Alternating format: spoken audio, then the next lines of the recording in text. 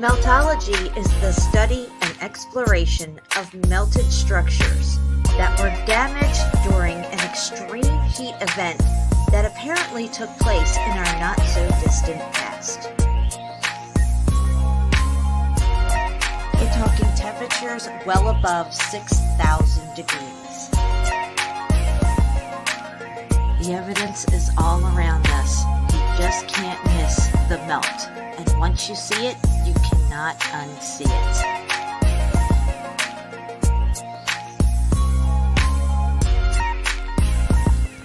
Once you see the melted bricks, you won't fall for their lame-ass tricks. Geologist, you're fired.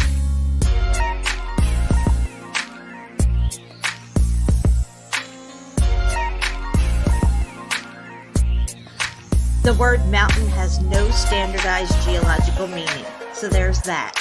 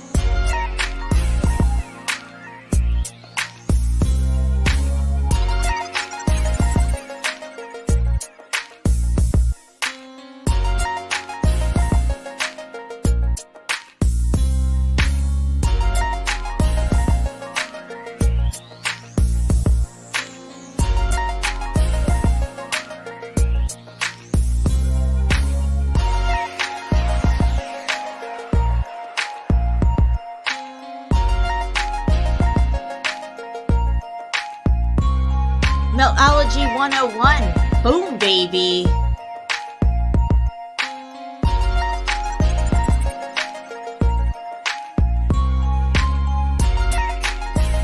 Tardy glue buffet right here.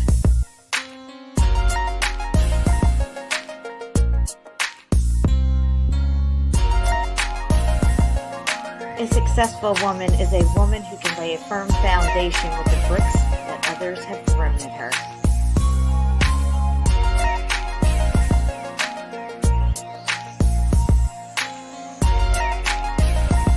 I don't have haters, I have fans in denial, baby.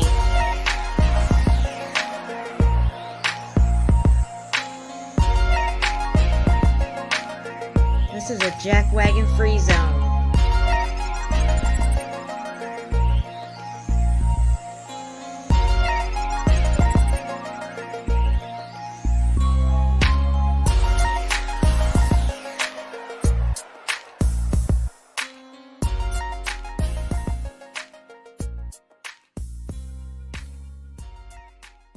How many people were in the car when JFK was assassinated? Boom, baby.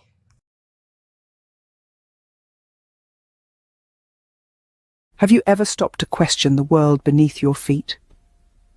What if everything you thought you knew about the Earth's geological formations was, in fact, an illusion? What if the mountains, valleys, and canyons that we see today didn't take millions of years to form, but rather blossomed quickly under the influence of extreme heat and pressure? Welcome to a fascinating journey into a concept that might just turn your world upside down: meltology. Meltology, at its core, is the study and exploration of structures that have been formed through melting. It's a relatively new field that challenges the conventional wisdom of our geological narratives. It suggests that the landscapes we see around us didn't evolve over eons, but were quickly shaped by an X-factor event in our not-so-distant past. This event, it is hypothesized, exposed the Earth's crust to staggering temperatures reaching well over 9,000 degrees. Imagine the intense heat of a blacksmith's forge, then multiply that 1,000 times over. That's the kind of heat we are talking about. It's a heat so intense that it didn't merely shape our landscapes, it melted them.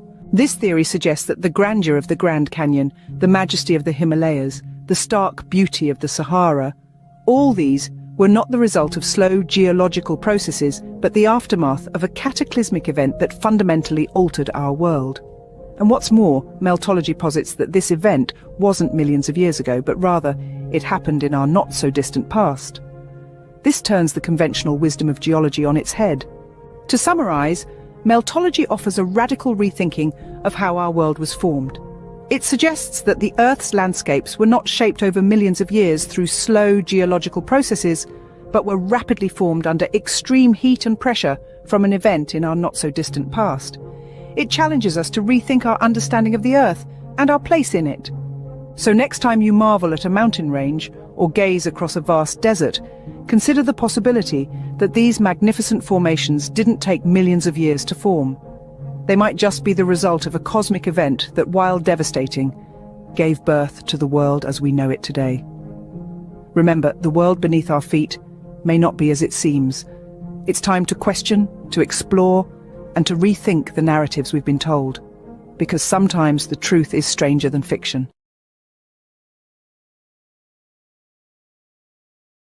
Have you ever wondered how the city of Petra was built? The rose-red city, half as old as time, stands as a testament to human ingenuity and the unfathomable mysteries of our past. But what if the accepted narrative of its creation is not entirely accurate? What if Petra wasn't painstakingly carved, but rather it was melted into existence? Yes, you heard it right, melted. The conventional understanding is that Petra, this magnificent city, was carved by the Nabateans. Yet a new perspective is emerging, one that challenges this long-standing belief. It suggests that Petra was not chiseled out of rock, but was in fact melted by an extreme heat event with temperatures exceeding 9,000 degrees. It's a radical notion, something straight out of a science fiction novel. But is it? Upon closer inspection of the buildings, the amphitheater, and the surrounding features of the land, a different story begins to unfold. The structures appear to have endured wide-scale devastation, as if they had melted like wax in the fervent heat. It's as though an X-Factor event, a cataclysm of unimaginable proportions, had swept across the city, forever altering its landscape. Enter the world of meltology. This is the study and exploration of melted structures, a field that seeks to understand the unorthodox origins of Petra and other similar sites. It's an exciting new frontier in archaeology, one that could rewrite our understanding of human history and the Earth's past. One of the intriguing aspects of this theory is the term mountain. In the context of Petra, mountain seems to have no standardized geological meaning. Could this be another indication that the city was not carved but rather molded by the searing heat? To summarize, the theory suggests that Petra, the rose-red city, wasn't carved out of the rock by the Nabateans. Instead, it was shaped by an extreme heat event, a cataclysmic occurrence that melted the structures into their current form. The signs of this event are visible in the buildings, the amphitheater, and the land itself, which all bear the scars of this intense heat. In the world of meltology, the term mountain is redefined, further supporting the notion of Petra as a melted city. It's a radical theory, but one that offers a fresh perspective on this ancient city's origins. So the next time you marvel at the grandeur of Petra, remember that its creation might not be the result of human hands chiseling away at the rock. Instead, envision a city shaped by the unimaginable heat, a city that was not carved, but melted. Petra, the melted city, stands as a testament to the mysteries of our past, waiting to be unraveled. I want you to know my life's been ruined. Since your vids, I started viewing. What once was a mountain or a hill is now a melted building that giants built. An ancient civilization from long ago, an X-Factor event with heat from below. Geologists should be fired, she would spout, before her taser would spark out loud. Then she would say with such glee, if it were up to me, I would keep my zone jackwagon free. All I know is it makes me sick, 'cause everywhere I look, I see muffed up red brick. I hope you know this was all in jest. Love you, Jen. You're the best.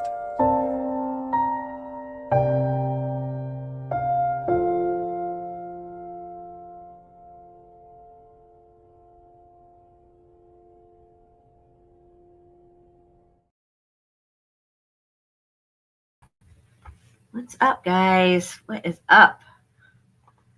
I'm here again. You can thank Melanie. She talked me into it. I'm flying solo tonight. Shapu is in the chat, taking a break.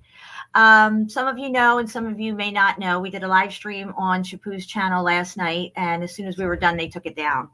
But he's got it back up again. I think he just had to edit out the part that they had a problem with, which was Bill Hicks. I think he played a little thing from Bill Hicks at the end, and except for the one that I play, they got a problem with all the stuff with Bill Hicks. So lucky for me that my favorite one doesn't get me taken down or anything. Where is it? I gotta find it. I got so many fucking drops now.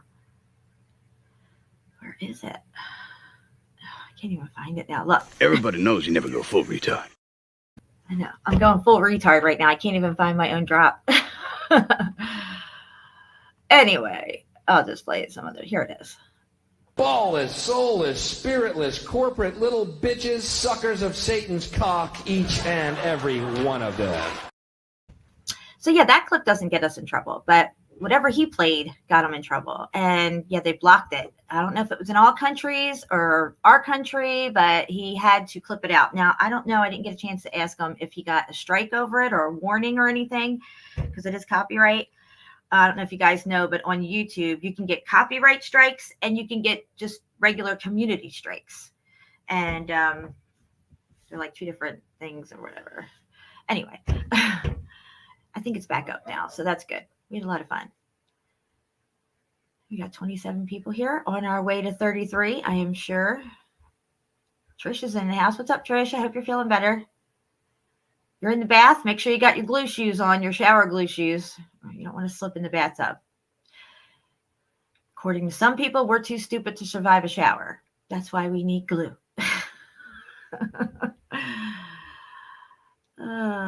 What's really cute? What are you talking about? Splish splash. Curtis is here. Home Bliss is here. Melanie, of course, is in the house. It's all her fault why I'm here tonight. So I'm here. Shawnee B's in the house. Shipoo is here. All the way from France. Jenny Murphy's in the house. What's up, Jenny? I'm going to be more interactive tonight with the chat because I don't have a lot of stuff prepared, but I do have some pretty interesting stuff we're going to look at. I've been wanting to cover it, and I just haven't gotten to it yet. Okay, Johnny Cool's in the house. Mess him out.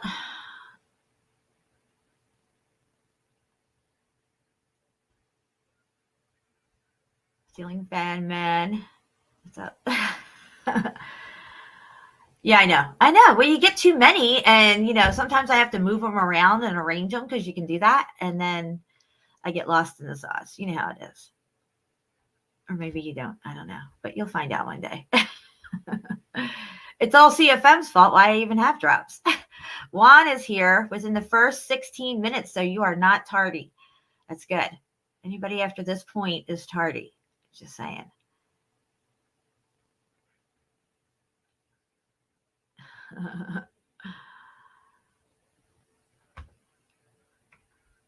Jamie, I love you, girl. I'm so happy you're here. So yes, everybody thank Melanie because now y'all have somewhere to hang out tonight and chat it up because this was her idea. What's up, HCAT? Welcome. Getting in just in time. The school classroom door is about to close. After that, you're in the hallway. I have to give you a tardy slip. Sue Finelli's here. Oh, she's cutting it close.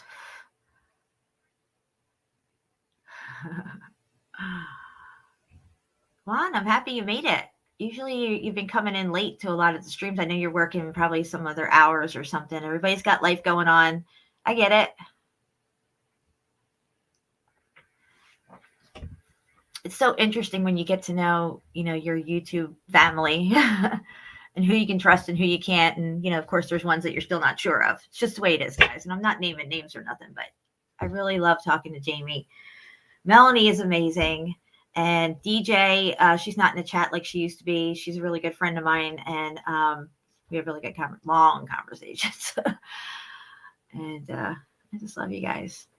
We were talking yesterday a little bit about some stuff that was going on. And there are people that don't know what happened. And I'm not going to rehash the whole thing. But there are infiltrators that come in with an agenda, whether they're sent in or they come in on their own. And yes, I do believe some are sent in by others who aren't able to rattle our cages anymore. So they'll send in somebody else to try to come in and be all nice and sweet and cool and awesome and then flip the script on us and, divide us and create all these schisms and stuff, having us argue amongst each other.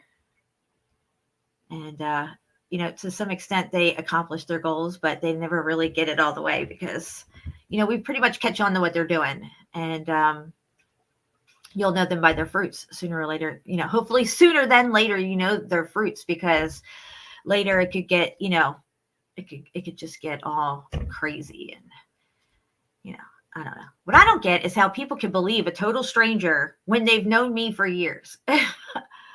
Like, you don't even know this person. They're going to go say some smack about me. And you're going to be like, oh, I totally believe that. Yeah. Well, maybe you just never liked me and you're just looking for something to hate me over. That could be. So maybe you should check yourself before you wreck yourself. Just saying. I don't hate these people that have come in and started crap with me. I pity them. Yeah. I ask God to forgive them because clearly they know not what they do or who they're fucking with. Natalie. I'm so happy to see you around lately. There was a while there you weren't here. It's nice that you're back. Shapu's watching on the TV and chatting on his phone. That's what Jamie does, and that's what DJ does. Probably many others of you guys do. I just like, oh my God, I'm on your big screen. Yikes. I remember the first time Brian Stavely, when he had me on, I did my first interview over there. And he put me on big screen. And I'm like, no, take me off this big screen. Yeah. Just trying to see what you guys are talking about. Keep up with it. They hit my channel too. What do you mean they hit your channel? What they do? You mean they hit your channel with a strike, copyright strike, or a warning, or did a troll get in there and try to muff everything up? What happened? Yeah, it sounds familiar. I know. I'm always leery of new people. I try to, give people, I'm trying not to be YouTube jaded, and like you're guilty until proven innocent. But, you gotta protect yourself.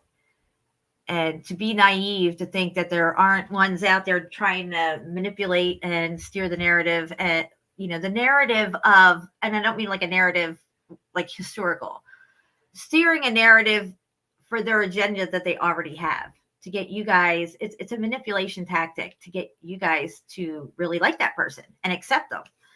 And that's how we are. We're very welcoming, and we appreciate people coming in who have a genuine interest in this topic, Meltology. And I got to say, the last infiltrator was really, really good at acting in the beginning. But, once the script was flipped, it was there. You couldn't miss it. You knew what you were dealing with. And clearly they're not around anymore. So we kicked that ass to the curb. What's up, Doug? 33. Yeah, we just hit 34, Jamie. I know. We'll stay right here, too. I know it. Okay. So, Melanie, I dropped a link in the chat for you. Did you get it? It was for you. I think you can add that to your music list. You'll like it. All right. Just clearing out my phone here. I got too much stuff going on.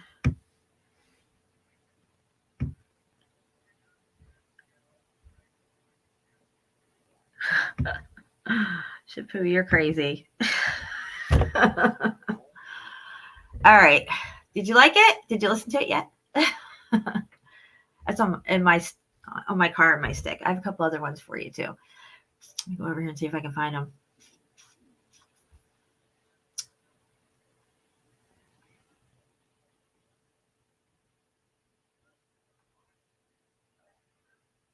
Where is this fucking thing? Hold on, let me see if this is it.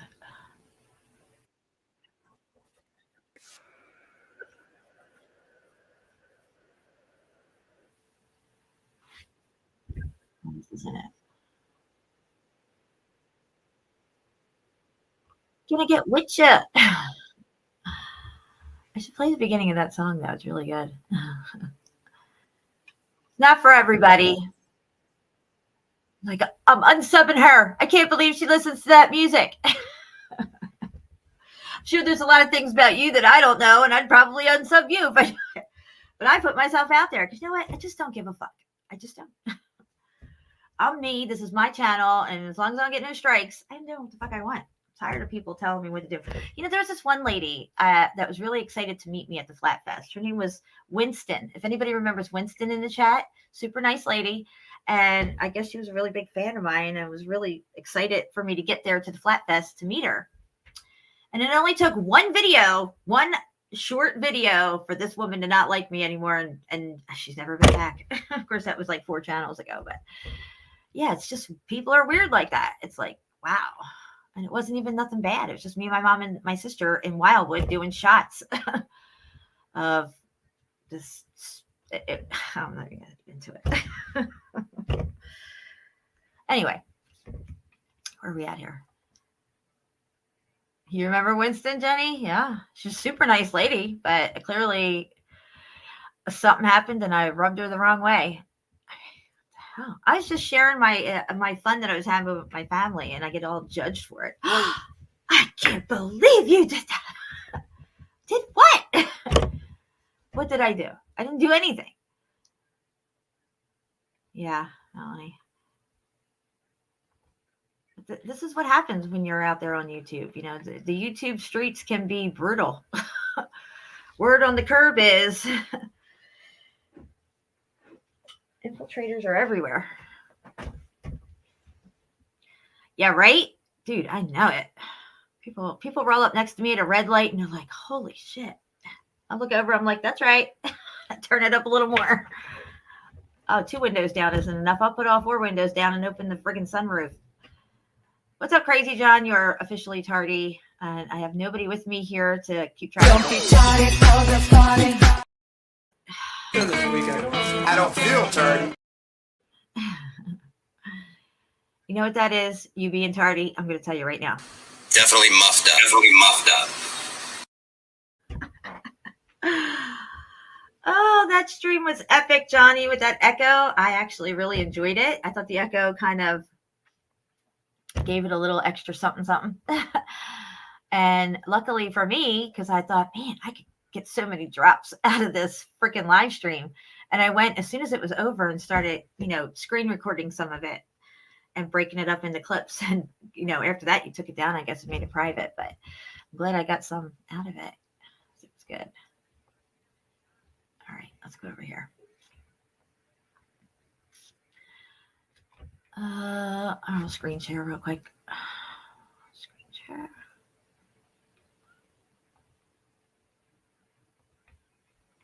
Oh, the audio is on. Okay. Oh, no. I put the wrong one. Click that.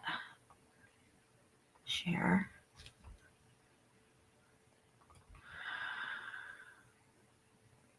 I'm not playing the whole thing. I'm just playing the beginning.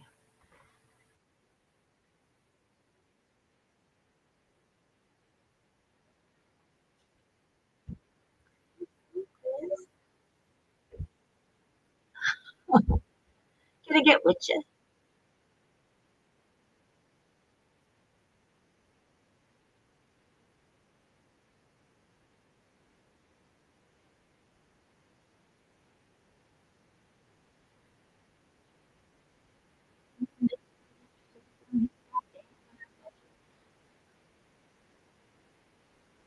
All right, there you go, guys. I can't go any further because it's too graphic for some people's ears in here, I am sure. But, that's how I roll when I'm out in the car. It was muted? What? Who was muted? Could you hear it? You couldn't hear it? Oh, you're telling them to mute it? Yeah. Oh, I put the StreamYard link in here. What am I doing? That wasn't what I was supposed to put in here. All right, let's get rid of that because you guys don't need to have my StreamYard link right now. Having people pop in here that I don't want here. Delete comment. Okay, so I'll drop that link again for you guys. I thought I dropped the right one, but I didn't clearly.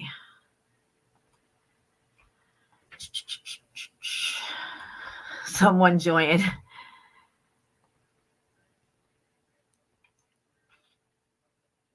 Did not share screen. Okay, I did not play it. It sucks.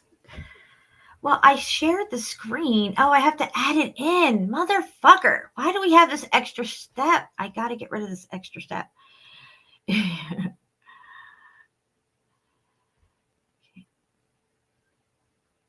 Okay, I got you. I'll do it again. It's okay. I don't mind. I like this song. It's okay that I fuck it up. It's okay. All right. So I guess what I got to do is just add this like that. And there we go. DJ discretion. That shit for the cat and everything. All right. Put a 1 in the chat if you can hear it. Put a 2 in the chat if you can't. Oh, wait. We got a little delay. Mel's going to join me? Oh, shut up. Yeah,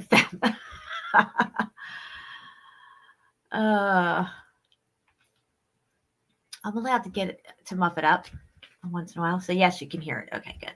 All right. Yeah, CFM, cover your ears. You probably won't like this song. Go, Chris. Can I get put up?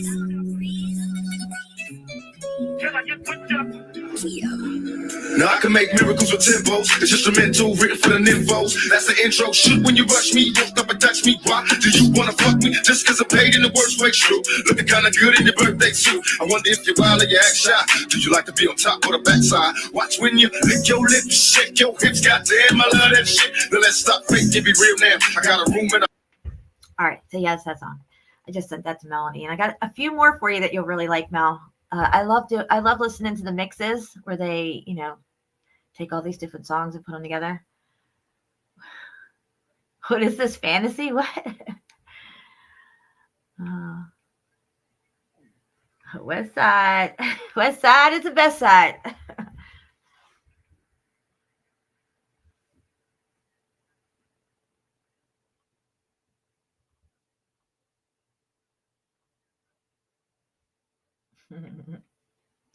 My kind of music. Let me see what I got here.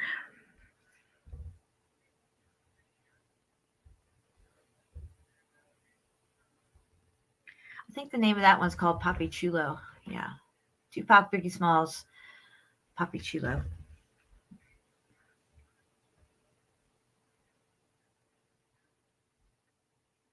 So, yeah, the crazy shit. CFM sent me something about the baby oil. I was talking about 1,000 bottles of baby oil that they confiscated off of the diddler, P. Diddy. And he sent me this. I'm pretty sure he sent it to me, or I sent it to him. It's hard to say these days. We should definitely check that out. All right, how am I going to get this over here? Copy. All right.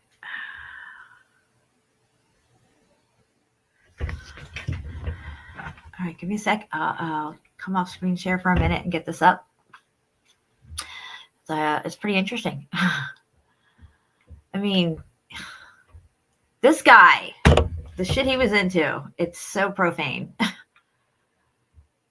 And it's all being exposed for whatever reason, but it is. Is this it here? Where did it go? Shit.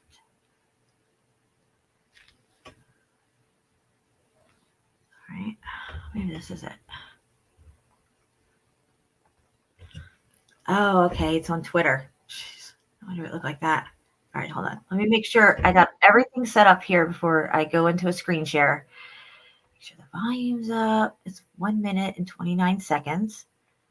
And the volume's all the way up. So let's go back over here. And I got to add it to the stream. It's just an extra step. It doesn't need to be there. Okay, here we go.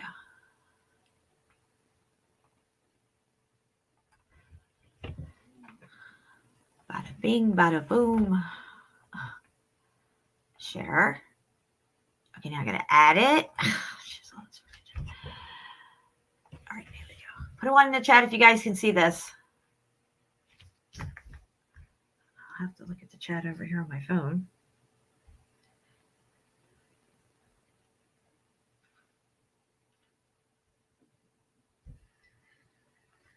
All right, got a one. Okay. All right, guys, if you don't know, now you know. It's not baby oil. It's GHB. Who has 1,000 bottles of baby oil? If baby oil was such a big part of all these parties and all the things that Diddy did to his victims, some celebrities would have made a joke about it here and there. We would have heard about it. Especially Chrissy Teigen couldn't be paid to shut her mouth. That bitch would have cracked a joke about it, for sure. I just watched this man's TikTok about how it's not a baby oil. It has to be laced with drugs. So as I'm reading the comments, someone said, that's why Jaguar Wright said in one of her interviews at the end, she said, blink twice. Blink Twice was a movie with Channing Tatum. He would spray perfume onto women who would make them forget everything. So then somebody else in the comments said, yeah, and GHB is slippery. So I look up, what is that called on the street? Look at the last one, liquid ecstasy. Side effects that include seizures and comas. It was taken off the shelves or something in like the 60s. What is GHB used for in bodybuilding? Performance enhancement additive. What are the positive side effects of GHB? Feelings of euphoria. What is GHB for parents? Usually available as a clear liquid. It's not baby oil. It just makes sense because why would the feds confiscate fucking baby oil? And how do you get so many people to comply besides money? You drug them. Pretty much. That's what he's been doing for the last 30 years, drugging people and fucking them. Anyway, thank you, CFM, for that. That was pretty interesting. yeah, I don't know what it is with these guys, but they're all gay. They're all on the down low, and they really don't like women. I know, right, H-Cat? That's what I'm saying. Right, Jamie? It's crazy. It makes sense, though. It really does. If he ain't drugging your drink, he's going to slather you up with some baby oil. Let that shit just soak into your pores. Then you'll be all his. The asses and elbows after that.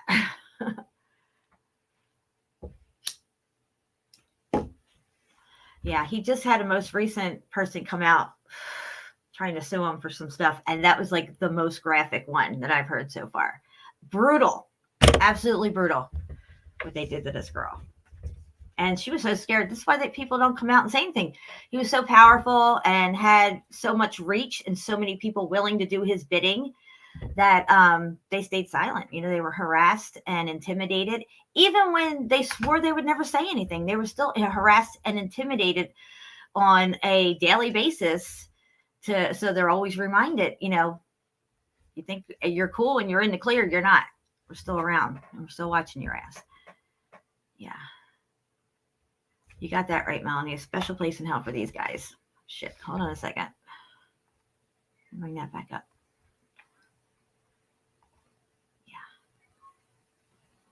The depravity or depravity, however how you say that word, is insane. I think they are demons. Definitely. I couldn't believe the shit that I was hearing. Now, you don't ever hear them beating up guys. And, well, I did hear about a few ass rapes from guys, but, you know, I'm just saying, like, it's not like they brutalize them like women. It's because they don't like women. They're gay. Gay guys don't like straight women. They just don't. They don't like straight guys neither. They want to turn your asses. Let's flip them. Slather him up with baby oil and flip his ass.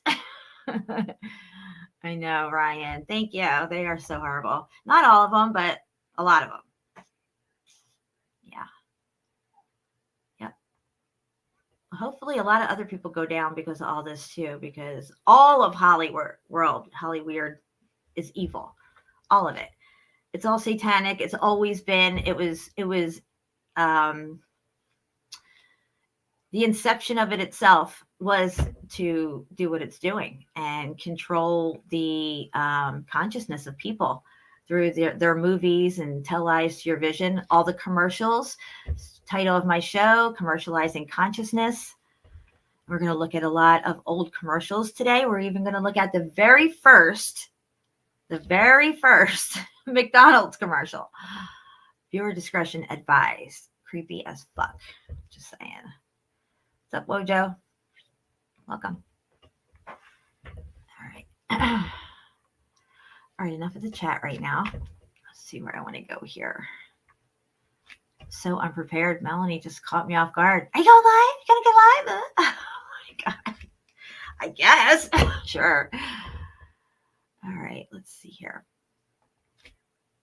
Get back to my stuff I had up. It's all Melanie's fault. I had to come off of it. Just show that video. Here it is. All right.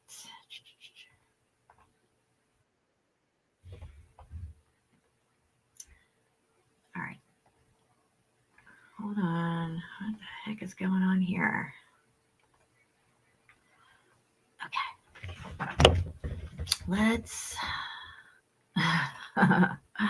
Well, you're not up here. The pressure isn't on you. You got to, like, you know, think of something to say. I can't just sit here and look beautiful. You know, I mean, I actually could. I could just sit here. You guys could all just talk amongst yourselves and stare at me. Put a 1 in the chat if you want me to just sit here and be beautiful. I'll do that. Put a 2 in the chat if you want to actually learn something new.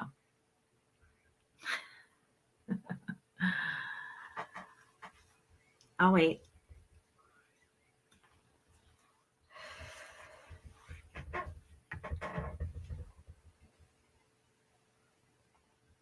Melanie says 1 and 2. Curtis says 1 and 2. I love you guys both. Not easy to do both. Not many women can do this. Takes a special kind. You know, I'm special. Okay. All right, let's get into this commercial stuff. Make sure I'm doing everything okay here. Like it's not my first time. CFM is watching me like a hawk. I can feel it. All right.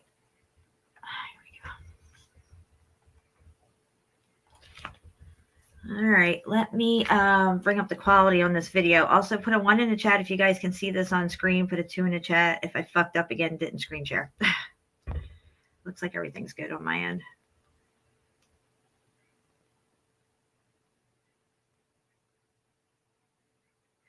Oh, Natalie, let me scroll up and see your question here. Sorry, I missed it. Please excuse my clued outness, but why would only some of these stars be outed or exposed? And how do we know what's true about any of them? Well, we don't. We absolutely don't. I do know that the way the satanic bloodlines work, these are the people who are the A-listers that come up and are very successful and all this stuff like that. Could it be distraction? Sure, it could be. I've picked up a lot of stuff along the way with this whole P. Diddy thing that seems really staged to me. I should do a whole video on it, but it's not really my forte for that stuff. It's entertaining nonetheless. Really, that's all I'm watching it for is entertainment purposes. It's like watching General Hospital. I know it's not real, but I want to see who's going to, do this and that and the other thing. I think it's a distraction on many levels. I think there's things playing out behind the scenes that they don't want us to know about, and they're giving this as a major distraction, like as if something's getting done. That being said, we'll just have to see what happens. Anyway, so this is McDonald's first TV commercial ever. I'm going to check it out. Hopefully you guys can hear it. When I play it, I'm going to stop it. You guys put a 1 in the chat if you can hear it. All right. Can you guys hear that okay? Let me know. Do you want me to drop the StreamYard link in here? Somebody was asking about it.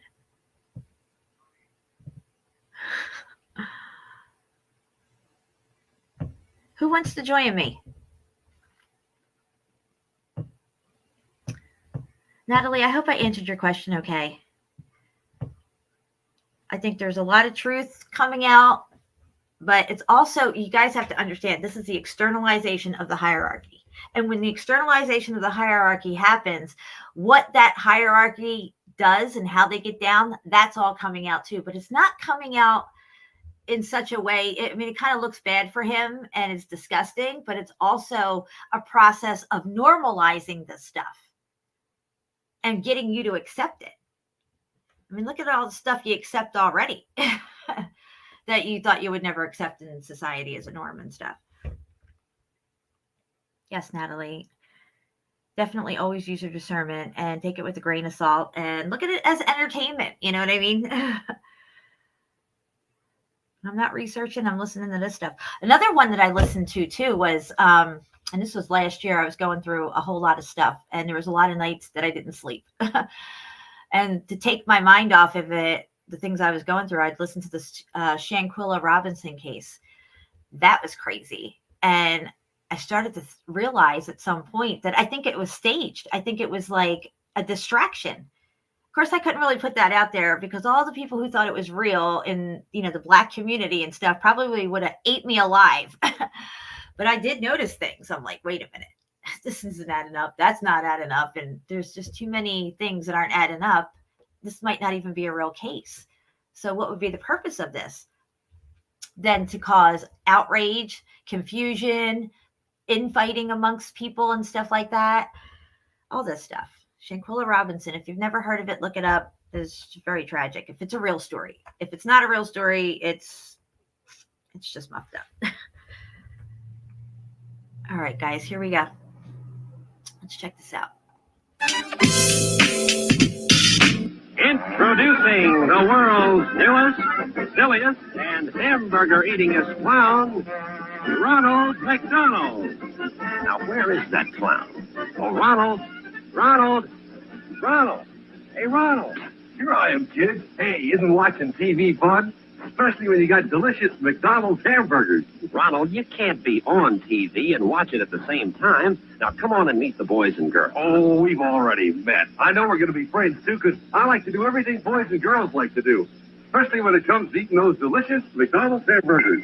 A magic tray here keeps me well supplied. McDonald's hamburgers, French fries, and milkshakes. Watch for me on TV. We'll have lots of fun. Ronald McDonald, the hamburger happy clown. A McDonald's drive-in restaurant is his favorite place in town. McDonald's, I'm loving it.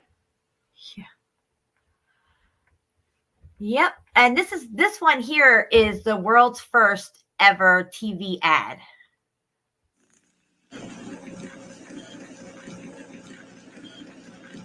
America runs on bull of a time. Short and sweet, but there it is. Okay, we're going to get into these 50s commercials. Check out some.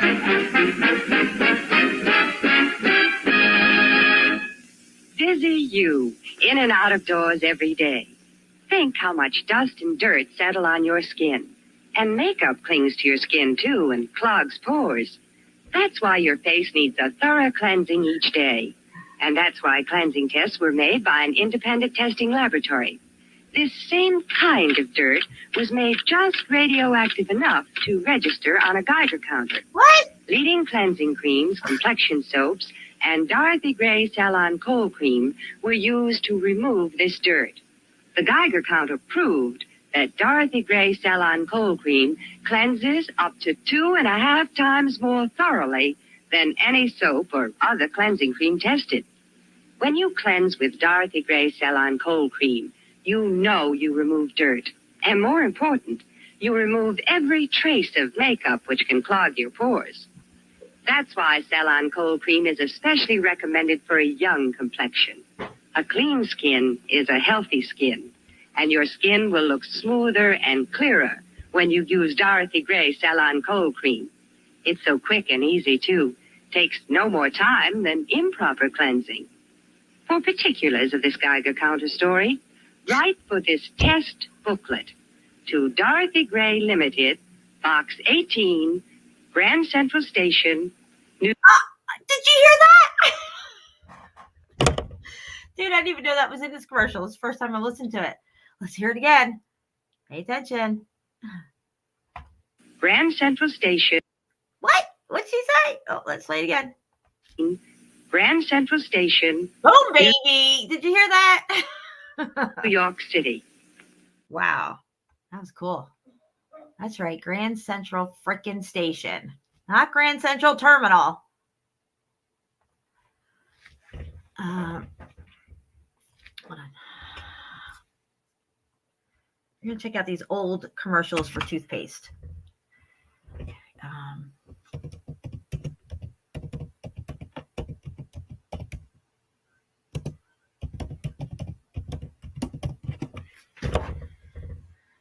Old toothpaste commercials. Aquafresh toothpaste. That looks like from the 80s. Pepsodent toothpaste, old commercial with jingle. I'll check that one out. Hey, Susie Q, what's cooking with you? Your teeth look whiter than new.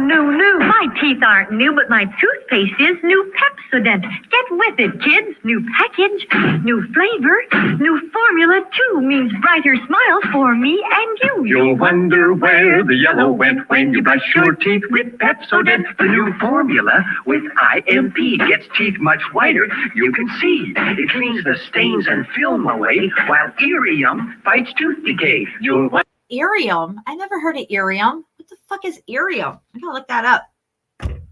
We'll look it up when we're done here. Irium. Oh, let me just do it here. Hold on. Irium. Irium.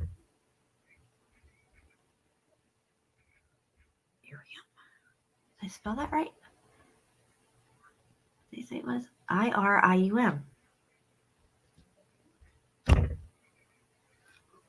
Irium 4K webcam? That can't be it.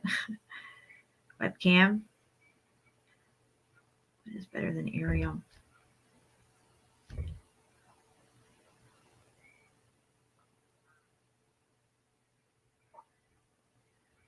Let me put in toothpaste with it.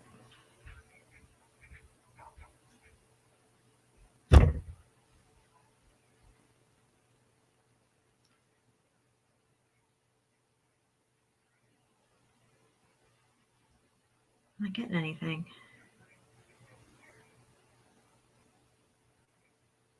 Huh.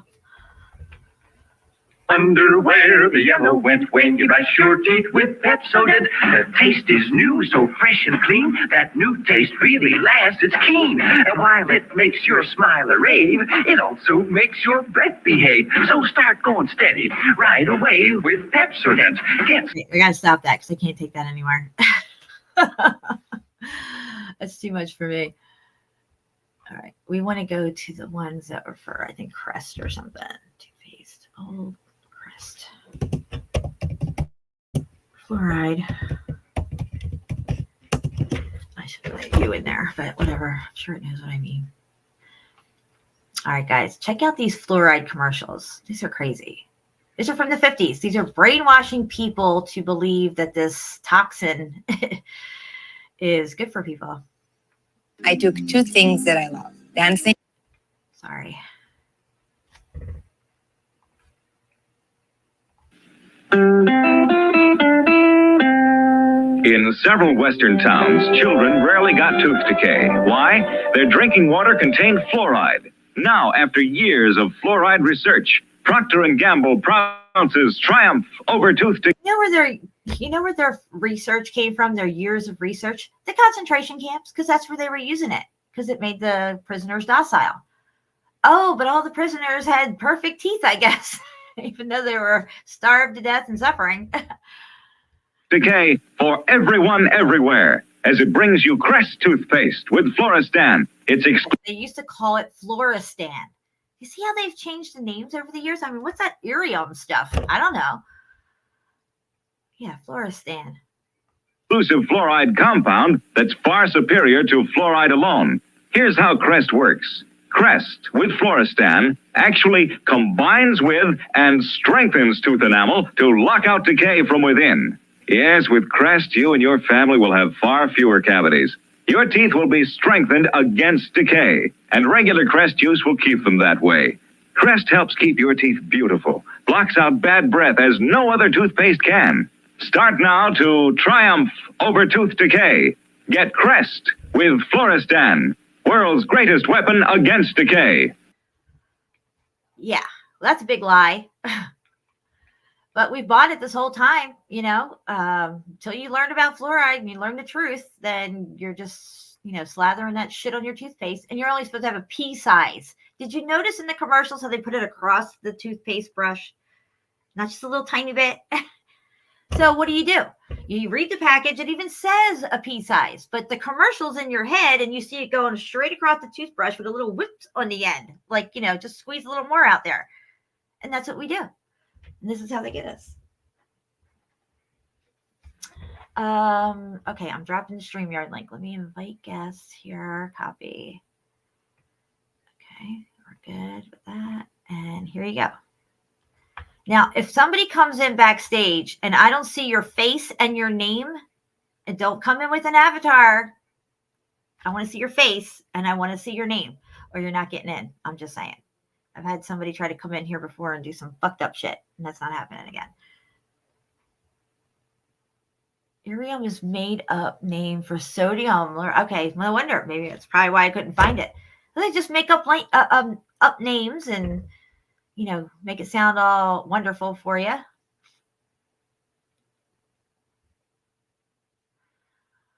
I don't know what Hashimoto is, Jenny. I'd have to look that up. I'm not familiar with it, but fluoride is no bueno.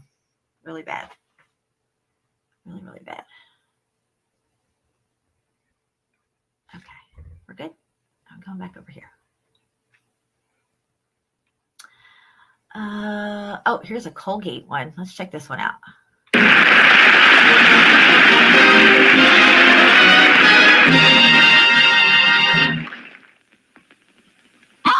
Holy squawk, squawk, squawk! The feathers are sure flying! Darn it, Sally. What did I do to ruffle your feathers? Every time I try and kiss you lately, you give me the bird. Listen. You give me the bird? What did he just say? Every time I kiss you, you give me the bird. What the fuck is that? I mean, I know what the bird is now. I don't know what the bird is back then. Listen, Tom. No. Hold on. Every time I try and kiss you lately, you give me the bird. Listen, Tom. Nobody. Oh my god. Oh my god. I hear people in the back coming in. Somebody's trying to kick my door open. Who do we got? We got Johnny Cool in the house. Melanie, come back. I saw you. Come back, girl. What's up, Johnny? Doing good. Doing good, Jan. I just thought I'd come out and keep you company for a minute. Nice. Where's your cowboy hat? Oh, I left it in the truck. Oh. Yeah. Okay.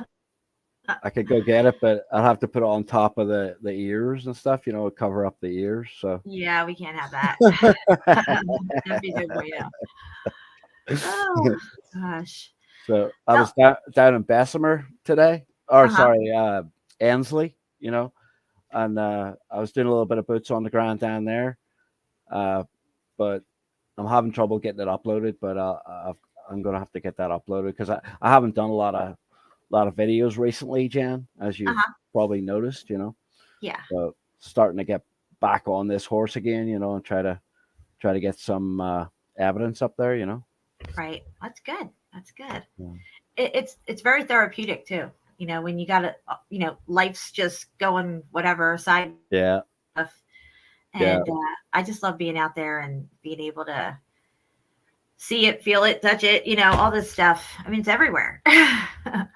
It's just so interesting in that area, as run down as it is, Jan, and you've got these glorious buildings, right in the middle of the ghetto, it's basically the ghetto. So Ansley, it's pretty rough down here. So I mean, it's on the other side of the airport, right?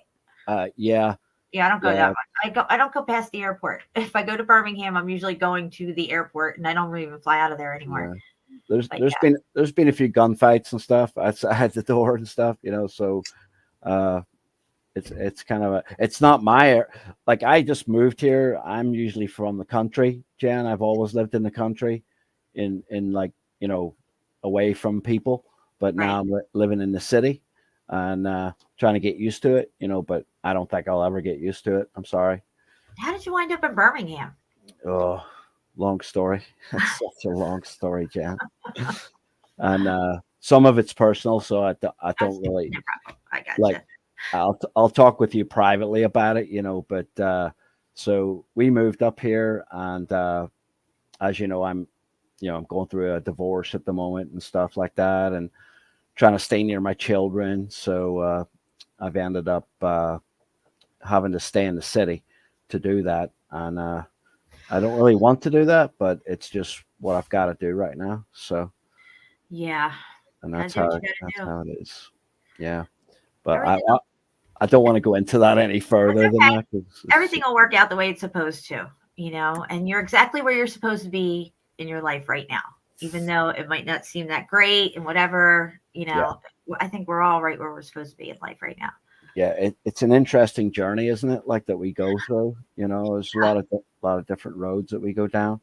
And this one's pretty exciting in a bad way, some of it, but I'm just looking for the end of this, so. Yep. Like Curtis says, there's always a silver lining. Yep. A lot of good things have happened. I've met some friends that are my friends forever now, so, and that's a good thing about it. People that have helped me, through this situation. So, that which I love them. I love them. So, I'll just say that. I won't say who it is, but been instrumental in my life at the moment. So. Yeah. See, God also brings people in and out of your life at different times for different reasons. I'm here because I have nowhere else to go. Yes. Apparently nobody did, because that's why Melody wanted me to go live tonight. Uh, but yeah, I can look back in hindsight at my life and the situations I was in and all this stuff. And, I think, wow, if I could go back, would I change this? Would I change that? But if I did any of that, or if anything deviated from the way it all unfolded, I wouldn't be here sitting here talking to you guys right now. I would be somewhere else doing something else. Yeah. So everything that you're doing and that has happened to you during the course of your life up to this point has led you to right here, sitting here on screen with me. And it's just like, Meltology and flat Earth was the first thing, but with Meltology, it's like the community is so loving. It's a very loving community, and it's so easy to, to love people that do this, because we're all like-minded, and it's just great to have like-minded people around you. Yeah, it is. It's brilliant. So isn't it funny though how we're so spread apart? You know what I mean? Like, of course, when you find out compelling information about our world or whatever, the first people that we would naturally go to is our close friends and family, because they're the closest to us, and usually they're the ones who don't get it and don't want to hear it. I've never really come across somebody who said, yeah, I sat down with my family at dinner or whatever, and I told them what I discovered, and they were like, wow, blown away, and they were all in it 100%. Nobody's ever said that.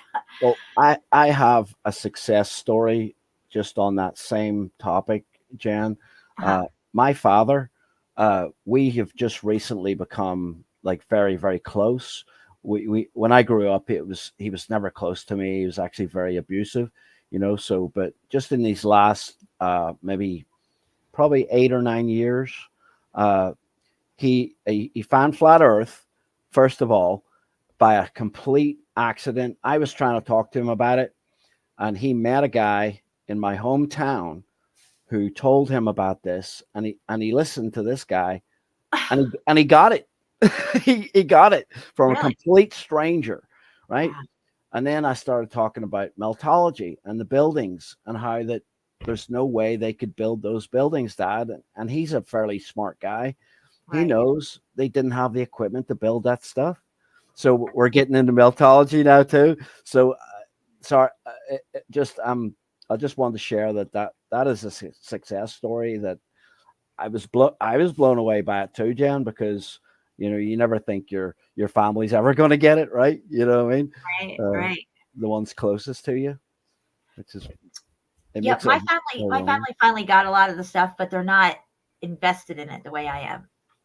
Yes. It's like, or they'll say like, "Oh, I heard this on the news the other day, and I remember you telling me about this like a year ago." Like, but because they heard it on TV, now it's like, it's in them. Yes. Yes. And you don't understand it. You struggle with that because you're like, why aren't they interested like I am? Why is this not affecting them the way it's affected me? Driving me to want to research more and find out more, and how deep this rabbit hole goes, or that rabbit hole, and even learning these new things and applying it to your life. Like, sometimes they'll say, oh, well, I got my Christmas stuff up. I know you don't like Christmas, but I got my tree up and everything. So it'll be kind of like that. Like, well, I know you don't like Christmas. It's not that I don't like Christmas. I just know the truth about it now. Right. Yes. And now that I know the truth, I'm fucking going to celebrate. I mean, even the Bible says not to cut down a tree and stick it in your house and fasten it and all this stuff, you know, and fluoride. I know all about fluoride. I'm not going to go buy fluoridated toothpaste. That would just be fucking stupid. You learn something new, you have to apply it to your life and live accordingly. That's for me. That's a no-brainer. That's what we did, Jan. I've been on YouTube as long as probably like Melanie has, basically, doing this stuff.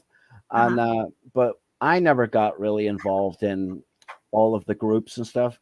I concentrated on my family, and the things I was learning, about the truth that we were learning, I actually applied them to my life, and my children are unvaccinated. They haven't been to school, they were homeschooled. My oldest son is 20. He's 20 years old now, and graduated and working, and he's one of the smartest kids you'll ever meet. But you know, it's like you have to apply this stuff, Jan. There's no point just listening and not actually doing anything about it. Yep. So, you know, we made some hard decisions early on, which you know, that were actual changes in our lives. You know, which a lot of people I see, we talk about it, but we don't actually take steps to do it. Like I remember getting the fluoride tablets when we were kids. We got fluoride tablets almost every day. You were taking these tablets. It's like, what? Why? How am I still alive? I don't know, right? Well, they were calcifying your pineal gland. That's why they were giving it to us in grade school at those young ages. Yeah. And look, I mean, we weren't giving them out in high school. It didn't work, Jen. Look at the big gap in my teeth. You know, that gap in the center there is a sign of beauty.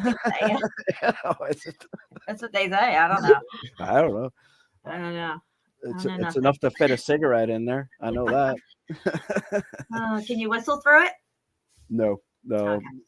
Maybe that's where the snake tongue comes out. Maybe, perhaps. Yeah. No, I just don't understand. This girl at work one time, she was offering me one of those. What are those called? Antoids or something? You know what those are? Those little things you suck on. Antoids. I think I'm saying it right. Yes. I know. Well, they're sugar free. I don't know if anybody knows that or not, but you know, I watch out for that stuff. Aspartame. Yep. She comes up, she's like, "Here, Jen, you want one?" She's all sucking on it. I'm like, "Is that sugar free?" She's like, "Yeah." I was like, "No." I said, "What are you trying to poison me?" Right. Give me the stink eye. I'm just like, "Yeah, well, I'm not eating it." No, I like these things. Well, sure, you like it now, but you have no idea what the thing's going to do to you later, you know, down the road and stuff. That's right. It's so muffed up. Yeah, and Altoids. Yeah, that's it. Altoids. I'm like, we were fortunate in the UK. You know, I was in Ireland, Jan, and none of our candy was GMO. You know, it was illegal over there to have GMO, so we didn't get any of that stuff. But some of the sugary stuff that we ate, though, I bet there was probably some aspartame in it. You know, I mean, I bet, but I don't know. But the American children, you guys growing up probably had a bunch of that stuff, you know, that was shoved into you. Put it that way. But I had a lot of candy when I was a little boy, so I lived on candy for a while. But yeah, you know, you find out the truth about a lot of these things too late. Okay, so I just want to show, since you were just talking about you know, them sneaking in this poison in the products and stuff. I just pulled up juicy fruit ingredients. Yeah. And we'll take a look at that real quick. Where'd it go? It's just here. Where is it? Okay, here it is. Can you guys see this? Am I sharing screen? I probably didn't put it up yet, did I? I don't see it yet, Jen. No. Here it is. There you go. All right. Okay, juicy fruit is not a sugar-free gum. Do you see sugar-free on this package anywhere? I sure as hell don't. I'm just saying. If you look at the ingredients here, you got sugar, gum-based corn syrup, dextrose, natural and artificial flavors, glycerol, soy, lecithin, whatever, and then boom, aspartame. What the F is that doing in there? Sorry. Yeah. What's that doing in there? Look at these fucking pop-ups. So yeah, I mean, and that was never in there before. And something compelled me that day when I had it in my hand to read the package. You know, I mean, I don't know if, you know, divinely led to it, but something just made me flip it over and look at it. You know, I always known that it was not in there, you know. But this particular day it was, and I'm like, I'm in line. I'm like, motherfucker. People are looking at me like, what's her problem?